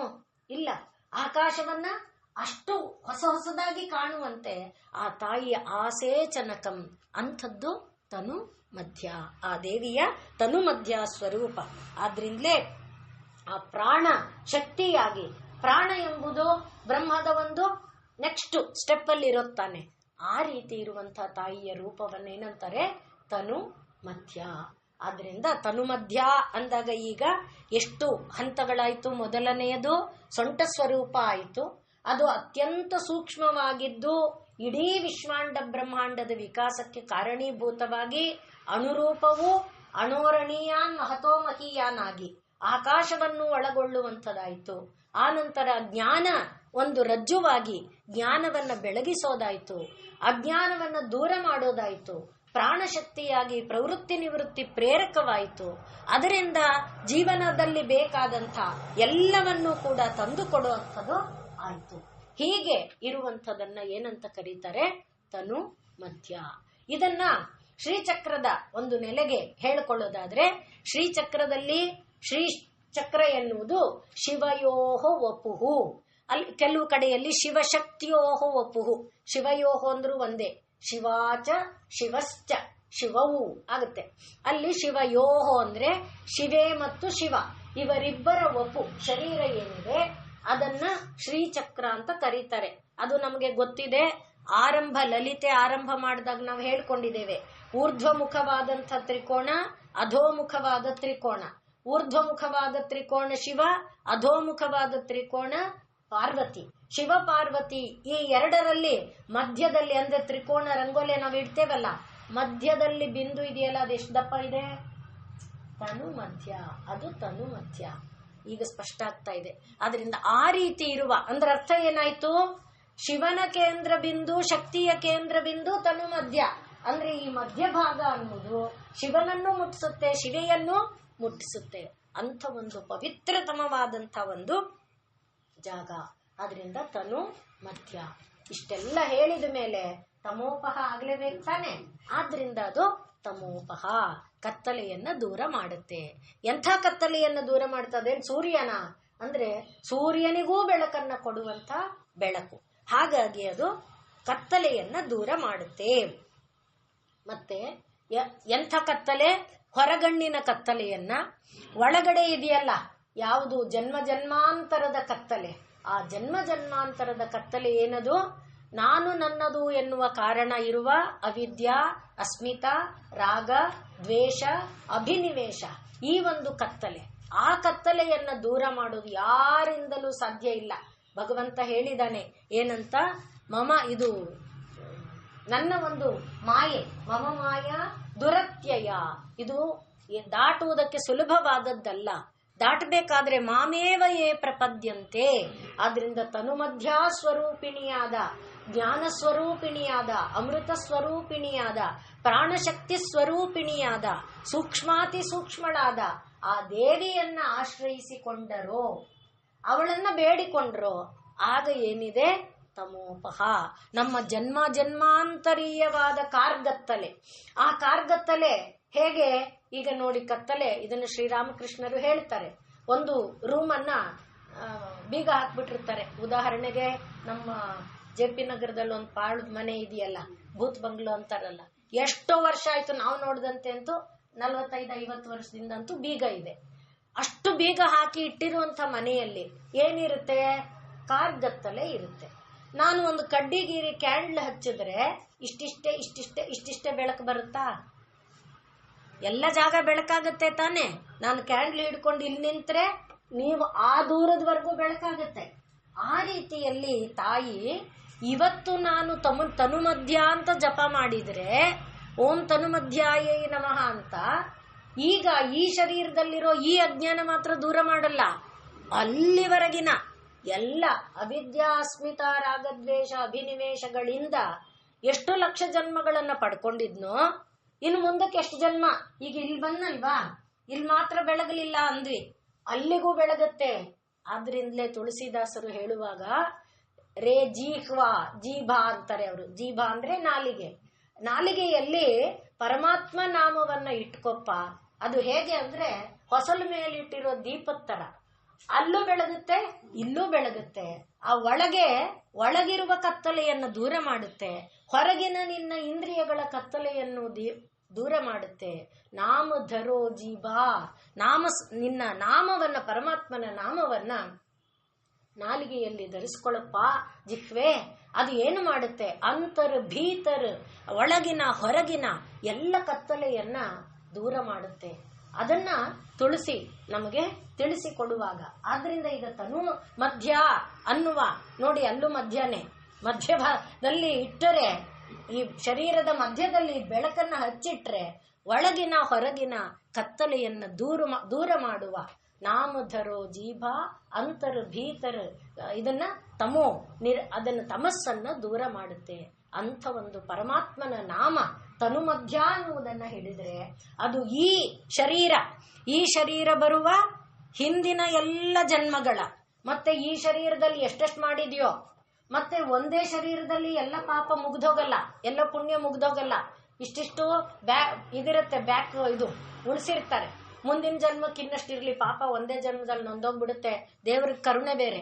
ಆದ್ರಿಂದ ಒಂದಷ್ಟು ಒಳ್ಳೇದು ಒಂದಷ್ಟಿಟ್ಟು ಕೊಟ್ಟು ಇನ್ನಷ್ಟು ಉಳಿಸಿಟ್ಟಿದ್ದು ಅದನ್ನ ನಾಳೆ ಕೊಡ್ತಾರೆ. ಆ ಮುಂದಿನ ಹಾಗೆ ಕೊಡುವ ಆ ಮುಂದಿಂದಿದೆಯಲ್ಲ, ಅದನ್ನು ಕೂಡ ಕಿತ್ತಾಕ್ತಾನೆ. ಅದು ಪರಮಾತ್ಮನ ದಯೆ. ಆದ್ರಿಂದ ತನು ಮಧ್ಯ ತಮೋಪಹ ಅಂದಾಗ ಆ ಹಿಂದಿನ ಎಲ್ಲ ಜನ್ಮಗಳ, ಮುಂದೆ ಬರುವ ಎಲ್ಲಾ ಜನ್ಮಗಳ ಎಲ್ಲವನ್ನ ನಿವಾರಣೆ ಮಾಡಿಬಿಡ್ತಾಳೆ. ಆದ್ರಿಂದ ಅವಳು ತಮೋಪಹ. ಆದ್ರಿಂದಲೇ ಇದನ್ನ ಹೇಳುವಾಗ ಅಂಧಂ ತಮಃ ಪ್ರವಿಶಂತಿ ಯೇ ಅವಿದ್ಯಾಮುಪಾಸತೆ, ಉಪನಿಷತ್ ಹೇಳುತ್ತೆ, ಯಾರು ಅವಿದ್ಯೆಯನ್ನ ಅಂದ್ರೆ ಲೌಕಿಕವಾದ ಬದುಕನ್ನೇ ಆಶ್ರಯಿಸಿಕೊಂಡಿರ್ತಾರೆ, ಅವರು ಕತ್ತಲೆ ಕತ್ತಲೆ ಕತ್ತಲೆ ಕತ್ತಲೆ ಕತ್ತಲೆ ಲೋಕಕ್ಕೆ ಹೋಗ್ತಾ ಇರ್ತಾರೆ. ಅದೇ ತಾಯಿಯನ್ನ ತನುಮಧ್ಯ ಎಂಬುದಾಗಿ ದೇವಿಯನ್ನ, ಪರಮಾತ್ಮನನ್ನ ಯಾರನ್ನೋ ಆಶ್ರಯಿಸಿಕೊಂಡ್ರೆ, ಅಂಥ ಪರಮಾತ್ಮನನ್ನ ಆಶ್ರಯಿಸಿಕೊಂಡ ಜೀವ ಇವತ್ತು ಅದರ ಆರಾಧನೆ, ತ್ಯಾಗರಾಜರ ಆರಾಧನೆ, ಮಹಾಮಹಿಮ ಜೀವ. ಅವರು 96 ಕೋಟಿ ರಾಮನಾಮವನ್ನು ಜಪಿಸಿ ರಾಮನನ್ನ ಕಂಡಂಥ ಮಹಾ ತಪಸ್ವಿ, ಮಹಾಯೋಗಿ. ಆದ್ದರಿಂದಲೇ ರಾಮನಿಗೆ ಎಲ್ಲವನ್ನ ಕೊಟ್ಕೊಂಡು ಬಿಟ್ಟಿದ್ರು, ರಾಮನಿಗೆ ತಮ್ಮ ಸರ್ವಸ್ವವನ್ನ ಕೊಟ್ಕೊಂಡು ಬಿಟ್ಟಿದ್ರು. ಯಾವುದನ್ನು ಅವರು ನನಗೆ ಬೇಕು ಅಂತ ಅಪೇಕ್ಷಿಸಿದವರಲ್ಲ. ಮನೆಯಲ್ಲಿ ಈಗ ನಾವು ಹೇಳಕ್ ಹೊರಟಿದ್ವಲ್ಲ, ಏನು ಲೌಕಿಕವಾದ್ದು ಅಂತ, ಹಾಗೆ ಅಂಧಂ ತಮಃ ಪ್ರವಿಶಂತಿ ಯೇ ವಿದ್ಯಾಂ, ಈ ಶರೀರದಿಂದ ಏನೇನನ್ನೋ ಬಯಸೋದು. ಹಾಗೆ ನಾವು ಲೌಕಿಕವಾದದ್ದನ್ನ ಬಯಸೋಂಥವ್ರಿದ್ರೆ, ಅವ್ರ ಮನೆಯಲ್ಲಿ ಅಣ್ಣ ಹಾಗೆ ಬೇರೆಯವರಿದ್ರು, ಅವ್ರಿಗೂ ಹೆಂಡತಿ ಮಗಳು ಇದ್ಲು. ಅದಕ್ಕೆ ಅಣ್ಣ ಮಗಳದ್ ಮದ್ವೆ ಮಾಡ್ಬೇಡ್ವಾ, ಅದ್ ಮಾಡ್ಬೇಡ್ವಾ, ನಿನಗ್ ದುಡ್ಡು ಬೇಡ್ವಾ, ಆ ರೀತಿ ರಾಜ ಇವರ ಒಂದು ರಚನೆಗೆ ಮೆಚ್ಚಿ ತಾನು ಕನಕಾಭಿಷೇಕ ಮಾಡ್ತೇನೆ ಅಂದ್ರೆ ಬಯಸಿದವರಲ್ಲ. ಅಷ್ಟು ಅವ್ರಿಗೇನಿದೆ, ರಾಮನಿಗಿಂತ ದೊಡ್ಡ ಐಶ್ವರ್ಯನ ಈಗ ನಾವು ಹೇಳಿದ್ವಲ್ಲ, ನಾಮಧರೋ ಜೀಭ, ಆ ನಾಲಿಗೆಯ ಭಗವನ್ ನಾಮಕ್ಕಿಂತ ದೊಡ್ಡದೇನಲ್ಲ, ಅದನ್ನ ಅರಿತಂಥವರು ಅವರು. ಹಾಗಾಗಿ ಅವರು ಯಾವುದನ್ನು ಬಯಸಿದವರಲ್ಲ. ಅಂತವರು ತ್ಯಾಗರಾಜರು ಒಂದು ಸಲಿ ತಮ್ಮ ಶಿಷ್ಯರ ಜೊತೆ ಹೋಗ್ತಾ ಕೋವೂರು ಅನ್ನುವ ಜಾಗದಲ್ಲಿ ಬಂದಿದ್ದಾರೆ. ಅಲ್ಲಿ ಎಲ್ಲ ದೇವಾಲಯಗಳನ್ನು ಕಂಚಿನ ದಾಟಿದ್ದಾರೆ. ನಿಜವಾಗಿ ತನುಮಧ್ಯ ಅನ್ನುವುದು ಕಂಚಿಯಲ್ಲಿ ನೀವಾ ಅಂತ ಒಂದು ನದಿ ಇದೆಯಂತೆ. ಆ ನೀವಾಯಾಹ ನದಿ, ನೀವಾಯಾಸ್ತೀರೆ, ಆ ನೀವಾ ತೀರದಲ್ಲಿ ಬಿಲ್ವೇಶ್ವರ ಅಂತಿದ್ದಾನಂತೆ. ಆ ಬಿಲ್ವೇಶ್ವರನ ಪತ್ನಿಯ ಹೆಸರು ತನುಮಧ್ಯ ಅಂತ ಕೂಡ ಇದರಲ್ಲಿ ದೇವಿ ಪುರಾಣದಲ್ಲಿ ವರ್ಣನೆ ಬರುತ್ತೆ. ಒಟ್ಟಿನಲ್ಲಿ ನೋಡಿ, ಅದು ಬಂತು ಇಲ್ಲಿ. ಅವರು ಕಂಚಿ ಕ್ಷೇತ್ರವನ್ನ ದರ್ಶನ ಮಾಡಿಕೊಂಡು ಅಲ್ಲಿಂದ ಕೋವೂರಿಗೆ ಬಂದಿದ್ದಾರೆ. ಕೋವೂರಲ್ಲಿ ಶಿವನ ದೇವಾಲಯದಲ್ಲಿ ಎಲ್ಲ ಪೂಜೆ ಎಲ್ಲ ಮುಗಿಸಿಕೊಂಡು ಹೋಗ್ಬೇಕು. ತ್ಯಾಗರಾಜರು ಯಾವಾಗ್ಲೂ ಈಗ ಹೇಳಿದ್ನಲ್ಲ, ರಾಮ ರಾಮ ರಾಮ, ರಾಮನದೇ ಅವರಿಗೆ. ಆದ್ರಿಂದ ನಾಮಧರೋ ಜೀವ ಅವರಿಗೆ, ಅವರು ಪಾಡ್ಗವ್ರು ಹೋಗ್ತಾ ಇದ್ದಾರೆ. ಆ ದೇವಸ್ಥಾನದವರು ತ್ಯಾಗರಾಜರು ಬರ್ತಾರೆ ಅನ್ನೋಕೆ ಸುಮಾರು ಹಣವನ್ನ ಸಂಗ್ರಹ ಮಾಡಿಟ್ಕೊಂಡಿದ್ರು. ಯಾಕೆ ಅಂದ್ರೆ ತ್ಯಾಗರಾಜರು ಬೇಕಾದ ಭಜನೆಗಳನ್ನ, ಸೇವೆಗಳನ್ನ ಮಾಡ್ತಾ ಇದ್ರು. ಹಾಗೆ ಅನ್ನ ಸಂತರ್ಪಣೆ ಎಲ್ಲ ಮಾಡೋರು, ಭಗವಂತನ ಪೂಜೆ ಪುನಸ್ಕಾರಗಳನ್ನು ಮಾಡೋರು. ಅದು ದೇವಸ್ಥಾನದವರು ಗೊತ್ತಿತ್ತು. ಆದ್ರಿಂದ ಅವ್ರೇನ್ ಮಾಡಿದ್ರು, ಹಣವನ್ನ ಕೊಡೋದಕ್ಕೆ ಬಂದ್ರು. ಶಿಷ್ಯರು ಹೇಳಿದ್ರು, ಇಲ್ಲ ಗುರುಗಳು ಬೇಜಾರು ಮಾಡ್ಕೋತಾರೆ, ಗುರುಗಳು ಇಲ್ಲಿವರೆಗೆ ಯಾವತ್ತೂ ಯಾವ ಹಣವನ್ನು ಮುಟ್ಟಿದವರಲ್ಲ, ದಯವಿಟ್ಟು ಬೇಡ ಅಂತ ಹೇಳಿದ್ರು.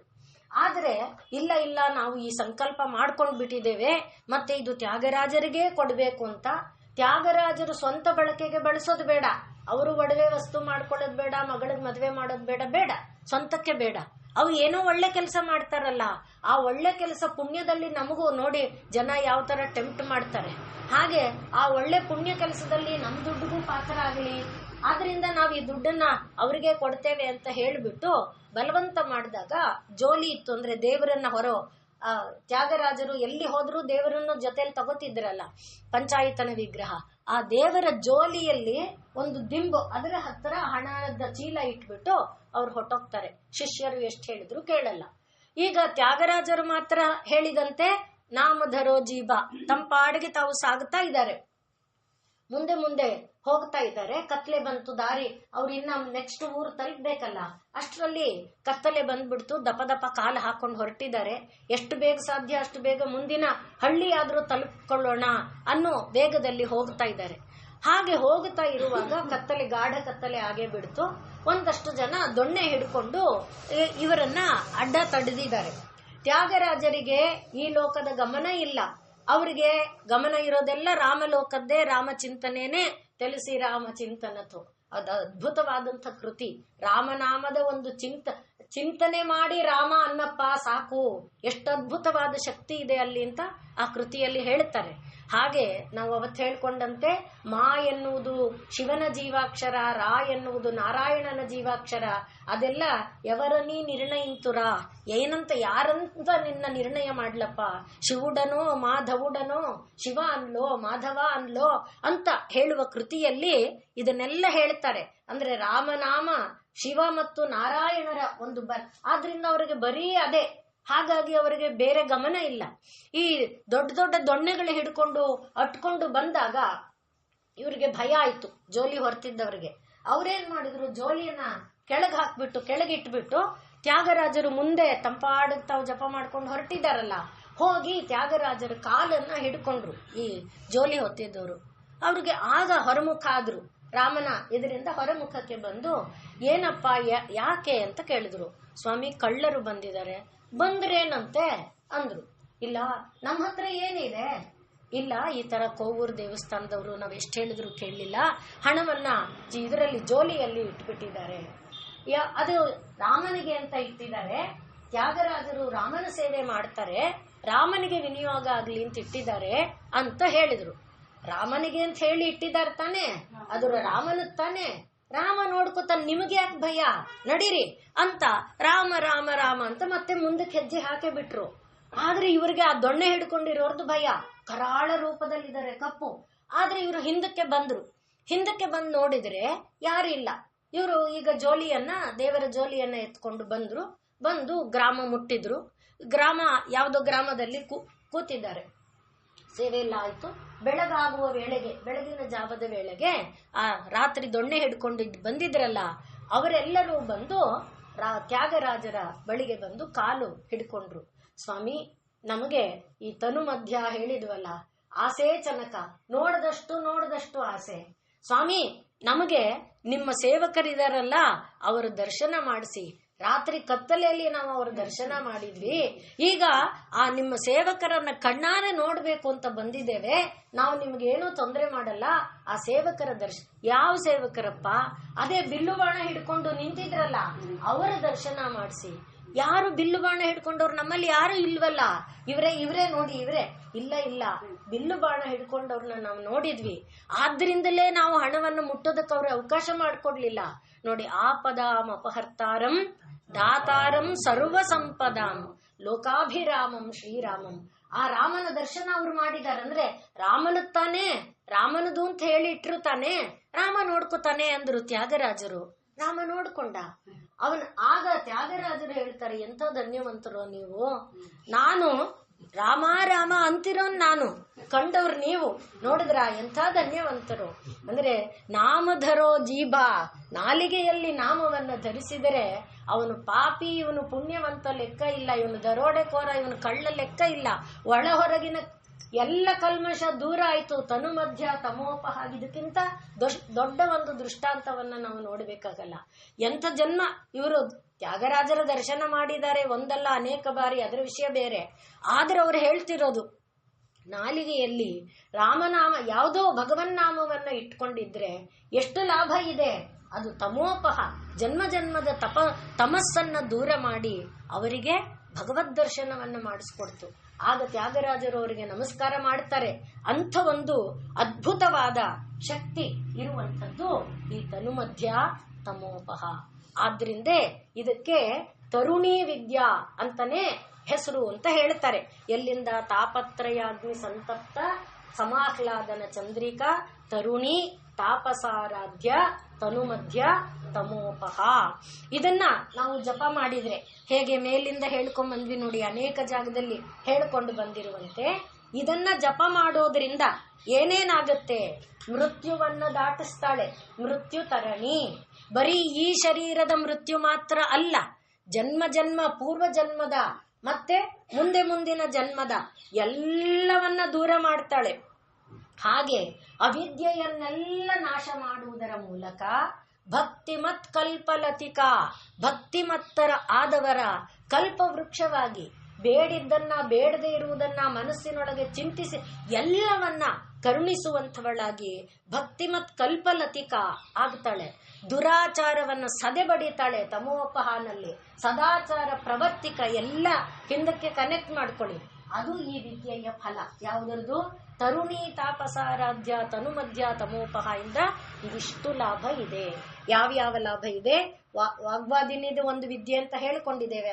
ಇದು ಭಕ್ತಿಮತ್ ಕಲ್ಪಲತಿಕಾ, ಪಶು ಪಾಶ ವಿಮೋಚನಿ, ಆನಂತರ ಸಂಹೃತಾಶೇಷ ಪಾಷಂಡ, ಇದೆಲ್ಲ ಲಾಭ, ಇದೆಲ್ಲ ಪ್ರಯೋಜನ. ಯಾವುದರಿಂದ? ತರುಣಿ ತಾಪಸಾರಾಧ್ಯ ತನುಮಧ್ಯ ತಮೋಪಹ. ಇದು ಒಂದು ವಿದ್ಯೆ. ಇದರಿಂದ ಆಗುವಂಥ ಲಾಭ ಎಷ್ಟು ದೊಡ್ಡ ಲಾಭ ಈಗ ನಾವು ನೋಡಿದಂತೆ. ಅದರಿಂದ ತನುಮಧ್ಯ ತಮೋಪಹ ಅನ್ನುವುದರಿಂದ ಎಂಥ ಲಾಭ? ದುಷ್ಟನಿಗೂ ಕೂಡ ಭಗವದ್ ದರ್ಶನದ ಲಾಭ. ದುಷ್ಟನೂ ಕೂಡ ಅದರ ಆಸೇಚನಕ ಆನಂದವನ್ನ ಅನುಭವಿಸಿ ಮತ್ತೆ ಆಸ್ವಾದಿಸುವಂತ ಒಂದು ಭಾಗ್ಯ. ಅದಕ್ಕೋಸ್ಕರನೇ ತ್ಯಾಗರ ಈಗ ಬೆಳಗಿನ ಹೊತ್ತು ಬಂದ್ರೆ ನಮ್ನ ಹಿಡ್ಕೊಟ್ಟು ಬಿಡ್ತಾರೆ, ನಮ್ನ ಸೆರೆಗೆ ಹಾಕ್ಬಿಡ್ತಾರೆ, ನಮ್ನ ಜಜ್ಜುತ್ತಾರೆ, ಭಯನೇ ಇಲ್ಲ. ಯಾಕೆ? ಆಸೇಚನಕ. ನೋಡಿದ ಮತ್ತು ನೋಡ್ಬೇಕು ಆಸೆ. ಭಗವಂತನನ್ನ ಒಂದು ಬಾರಿ ಕಂಡು ಬಿಟ್ರೆ ಅದ ಆ ತರ ಪಿತ್ತ ಹತ್ತಿಸ್ಬಿಡುತ್ತೆ. ಬೇಕು. ಅದಕ್ಕಾಗಿ ಯಾವ ಭಯ ಇಲ್ಲ ನೋಡಿ. ಪೊಲೀಸರಿಗೆ ಹಿಡ್ಕೊಡ್ತಾರೆ, ರಾಜನ ಕೊಡ್ತಾರೆ, ಹೊಡಿತಾರೆ, ಬಡಿತಾರೆ, ಮರಕ್ಕೆ ಕಟ್ತಾರೆ. ಯಾವ ಭಯ ಇಲ್ಲದೆ ಬಂದು ತ್ಯಾಗರಾಜರನ್ನ ಹಿಡಿದಿದ್ದಾರೆ. ಅದು ಆ ತನುಮಧ್ಯ ತಮೋಪಹ ಅನ್ನುವುದರಿಂದ ನಾವು ಪಡೆಯುವಂತ ಒಂದು ಇದು. ಹಾಗಾದ್ರೆ ಲೌಕಿಕವಾದ ವಿದ್ಯೆ ಅನ್ನೋದು ಬೇಡವೋ ಅಂದ್ರೆ ಬೇಕು. ಎಲ್ಲಿಗೆ ಬೇಕು? ಅವಿದ್ಯೆಯ ಮೃತ್ಯುಂ ತೀರ್ತ್ವ. ಈಗ ಇದೆಲ್ಲ ಅವಿದ್ಯೆನೆ. ಯಾವುದು? ಲಲಿತಾ ಸಹಸ್ರನಾಮ, ವಿಷ್ಣು ಸಹಸ್ರನಾಮ, ಋಗ್ವೇದ, ಯಜು ಎಲ್ಲ ಅವಿದ್ಯೆನೆ. ಇದು ನಾನು ಹೇಳ್ತಿರೋ ಮಾತಲ್ಲ. ಇದೆಲ್ಲವನ್ನ ನಾರದರು ಓದಿದ್ದಾರೆ. ಅವರು ಸನತ್ ಕುಮಾರರು ಬಂದ್ರೆ ಹೇಳ್ಕೊಂಡಿದ್ದಾರೆ, ನಾ ಇದೆಲ್ಲ ಓದಿದ್ದೀನಿ, ಆದರೆ ಕೇವಲ ಮಂತ್ರವಿತ್ತಾಗಿದ್ದೀನಿ, ಆತ್ಮವಿತ್ತಾಗಲಿಲ್ಲ ಅಂತ ಹೇಳ್ಕೊಂಡಿದ್ದಾರೆ. ಆದ್ರಿಂದ ತರತಿ ಆತ್ಮಜ್ಞಾನಿ ಆದವನು ತರತಿ ಶೋಕಂ ಆತ್ಮವಿತ್. ನನಗದು ಗೊತ್ತಿಲ್ಲ, ಯಾಕೆಂದ್ರೆ ನಾ ಇನ್ನು ಇದೆಲ್ಲ ಅವಿದ್ಯೆ. ಆದ್ರಿಂದ ಅವಿದ್ಯೆಯ ಮೃತ್ಯುಂ ತೀರ್ತ್ವ. ಈಗ ತನುಮಧ್ಯ ತಮೋಪಹ ಅನ್ನೋದ್ರಿಂದ ಮರಣ ಹೋಗುತ್ತೆ ಅಂತ ಅಂದ್ವಲ್ಲ, ಅದು ಅವಿದ್ಯೆ. ಅಂದ್ರೆ ಅದು ಕಿವಿ ಮೇಲೆ ಬೇಕು, ಬೇಡ ಅಂತಲ್ಲ. ಅವಿದ್ಯೆ ಅಂದ್ರೆ ಕೆಟ್ಟದ್ದು ಅಲ್ಲ. ಅದರಿಂದ ಏನ್ ಮಾಡ್ಬೇಕು? ಅಭ್ಯಾಸ ಮಾಡ್ತಾ ಮಾಡ್ತಾ ಅವಿದ್ಯೆ ನಮ್ಮನ್ನೇನ್ ಮಾಡುತ್ತೆ? ಈ ಮರಣ ಶರೀರ, ಮೃತ್ಯುಗತವಾದ ಶರೀರ, ಮತ್ತೆ ಮತ್ತೆ ಪಡೆಯುವ ಶರೀರ, ಅದನ್ನ ತೆಗೆದು ಹಾಕುತ್ತೆ. ಅವಿದ್ಯೆಯ ಮೃತ್ಯುಂ ತೀರ್ತ್ವ. ವಿದ್ಯಾ ಯಾವುದು? ದೇವಿಯ ಆ ತಮೋಪಹ ಸ್ವರೂಪ, ತನುಮಧ್ಯ ಸ್ವರೂಪ. ತನ್ಮೂಲಕ ಏನಾಗುತ್ತೆ? ಅಮೃತಮಾಪ್ನೋತಿ. ಅವಿದ್ಯೆಯ ಮೃತ್ಯುಂ ತೀರ್ತ್ವ ವಿದ್ಯೆಯ ಅಮೃತಮಶ್ನುತೆ. ಇದು ಈಶಾವಾಸ್ಯ ಉಪನಿಷತ್ತಿನ ಮಾತು. ಹಾಗೆ ಆ ದೇವಿಯನ್ನ ನಾವು ಆಶ್ರಯಿಸಿಕೊಂಡಾಗ, ಈ ತರುಣೀ ವಿದ್ಯಾ ಇದನ್ನ ನಾವು ಆಶ್ರಯಿಸಿದರೆ ನಮಗೆ ಸಿಗುವ ಲಾಭ ಏನಪ್ಪಾ ಅಂದ್ರೆ, ನಮ್ಮಲ್ಲಿರುವ ಎಲ್ಲ ಲೋಪದೋಷಗಳನ್ನ, ಪಾಷಂಡ ಬುದ್ಧಿಯನ್ನ ದೂರ ಮಾಡಿ, ಸದಾಚಾರವನ್ನ ಉಂಟು ಮಾಡಿ, ಭಕ್ತಿಯನ್ನ ಕೊಟ್ಟು, ಭಕ್ತಿಯಿಂದ ಕಲ್ಪಲತಿಕೆಯಾಗಿ ಬೇಡಿದ್ದನ್ನೆಲ್ಲ ಕೊಡುವವಳಾಗಿ, ನಮ್ಮನ್ನ ಅವಿದ್ಯೆಯ ಮೃತ್ಯು ಅನ್ನ ದಾಟಿಸಿ ಮತ್ತೆ ಮತ್ತೆ ಶರೀರವನ್ನ, ಎಷ್ಟು ದೊಡ್ಡ ಲಾಭ ಇದೆ ನೋಡಿ, ಒಂದಲ್ಲ, ಅದನ್ನ ಅವಿದ್ಯೆಯ ಮೃತ್ಯುವನ್ನ ದಾಟಿಸಿ ಮತ್ತೇನು ಕೊಡ್ತಾಳೆ? ಅಮೃತವನ್ನು ಕೊಡ್ತಾಳೆ. ಇಷ್ಟು ದೊಡ್ಡ ಲಾಭ ಇದರೊಳಗೆ ಇದೆ. ಅದರಿಂದ ತರುಣಿ, ತಾಪಸಾರಾಧ್ಯ, ತನುಮಧ್ಯ ತಮೋಪಹ, ಇಂಥ ಒಂದು ಅದ್ಭುತವಾದ ಶಕ್ತಿಯಿಂದ ಕೂಡಿರುವ ಅಮೃತಮಯವಾದ ನಾಮಗಳು ಇದು. ಇವುಗಳನ್ನ ಪಾರಾಯಣ ಮಾಡೋದ್ರಿಂದ ನಮ್ಗೇನಾಗ್ಲಿಲ್ಲ. ನಾವು ಎಷ್ಟೋ ವರ್ಷದಿಂದ ಹೇಳ್ತಿದೀವ್ರಿ, ನಿಮ್ಗೆ ಏನಾಗ್ತಿದೆ ನಿಮಗ್ ಗೊತ್ತಿಲ್ಲ. ಒಳಗಡೆ ಅದು ಕೆಲಸ ನಡೀತಾ ಇರುತ್ತೆ. ಹೇಗೆ ಭೂಮಿ ಒಳಗಡೆ ಬೀಜ ಏನಾಗಿದೆ ಅಂತ ಗೊತ್ತಿಲ್ಲ. ಅದು ಯಾವಾಗ್ಲೂ ಮೇಲೆ ಬಂದಾಗ್ಲೇ, ಅಯ್ಯೋ ಅಷ್ಟು ಅವತ್ತಿಂದ ನೋಡ್ತಿದೀವ್ರಿ, 10 ವರ್ಷ ಆಯ್ತು, ಅಷ್ಟು ಎತ್ತರ ಆಗಿದೆ, ಏನೋ ಒಳಗಡೆ ನಡೀತಿರುತ್ತೆ. ಫಲ ಕೊಡದೆ ಇರಕ್ಕಾಗಲ್ಲ. ಒಂದು ದಿವಸ ನಮಗೆ ಸಹನೆ ಬೇಕಷ್ಟೆ. ಅದರಿಂದ ಯಾಂತ್ರಿಕವಾಗಾದ್ರೂ ಸರಿ, ತಿಳಿದಾದ್ರೂ ಸರಿ, ತಿಳಿದು ಹೇಳಿದ್ರೆ ವೀರ್ಯವತ್ತರಂ ಭವತಿ ಅಂತ ಉಪನಿಷತ್ ಹೇಳುತ್ತೆ. ತಿಳಿದೇ ಹೇಳಿದ್ರು, ಈಗ ಹೇಳಿದ್ವಲ್ಲ, ತಿಳಿಸಿ ರಾಮ ಚಿಂತನತೋ, ರಾಮನಾಮವನ್ನು ತಿಳ್ಕೊಂಡು ಹೇಳಿದ್ರೆ ಅದರ ಫಲ ಬೇರೆ ನಿಜ. ಆದ್ರೆ ಹಾಗೇ ಹೇಳಿದ್ರು ಕೂಡ ಅವರೇನು ಹೇಳಿಲ್ಲ, ಸಿಕ್ತು ತಾನೆ. ಆ ರೀತಿಯಾದ ಫಲವನ್ನ ದೇವಿ ಕರುಣಿಸಿಕೊಡ್ತಾಳೆ. ಇಂಥ ಅಗಾಧವಾದ ಒಂದು ಅಣುವಿನೊಳಗೆ ಎಷ್ಟು ಶಕ್ತಿ, ಹಾಗೆ ಎಷ್ಟು ಫಲ ಹೇಳಿದ್ವಿ ನೋಡಿ. ಅಂಥ ಅಗಾಧವಾದ ಫಲಗಳ ರಾಶಿ ಉಳ್ಳ ನಾಮ ತನುಮಧ್ಯ ತಮೋಪಹ. ಮುಂದಿನ ನಾಮ ಚಿತಿಹಿ. ಇದನ್ನ ನಾವು ನಾಳೆ ದಿವಸ ನೋಡಿ.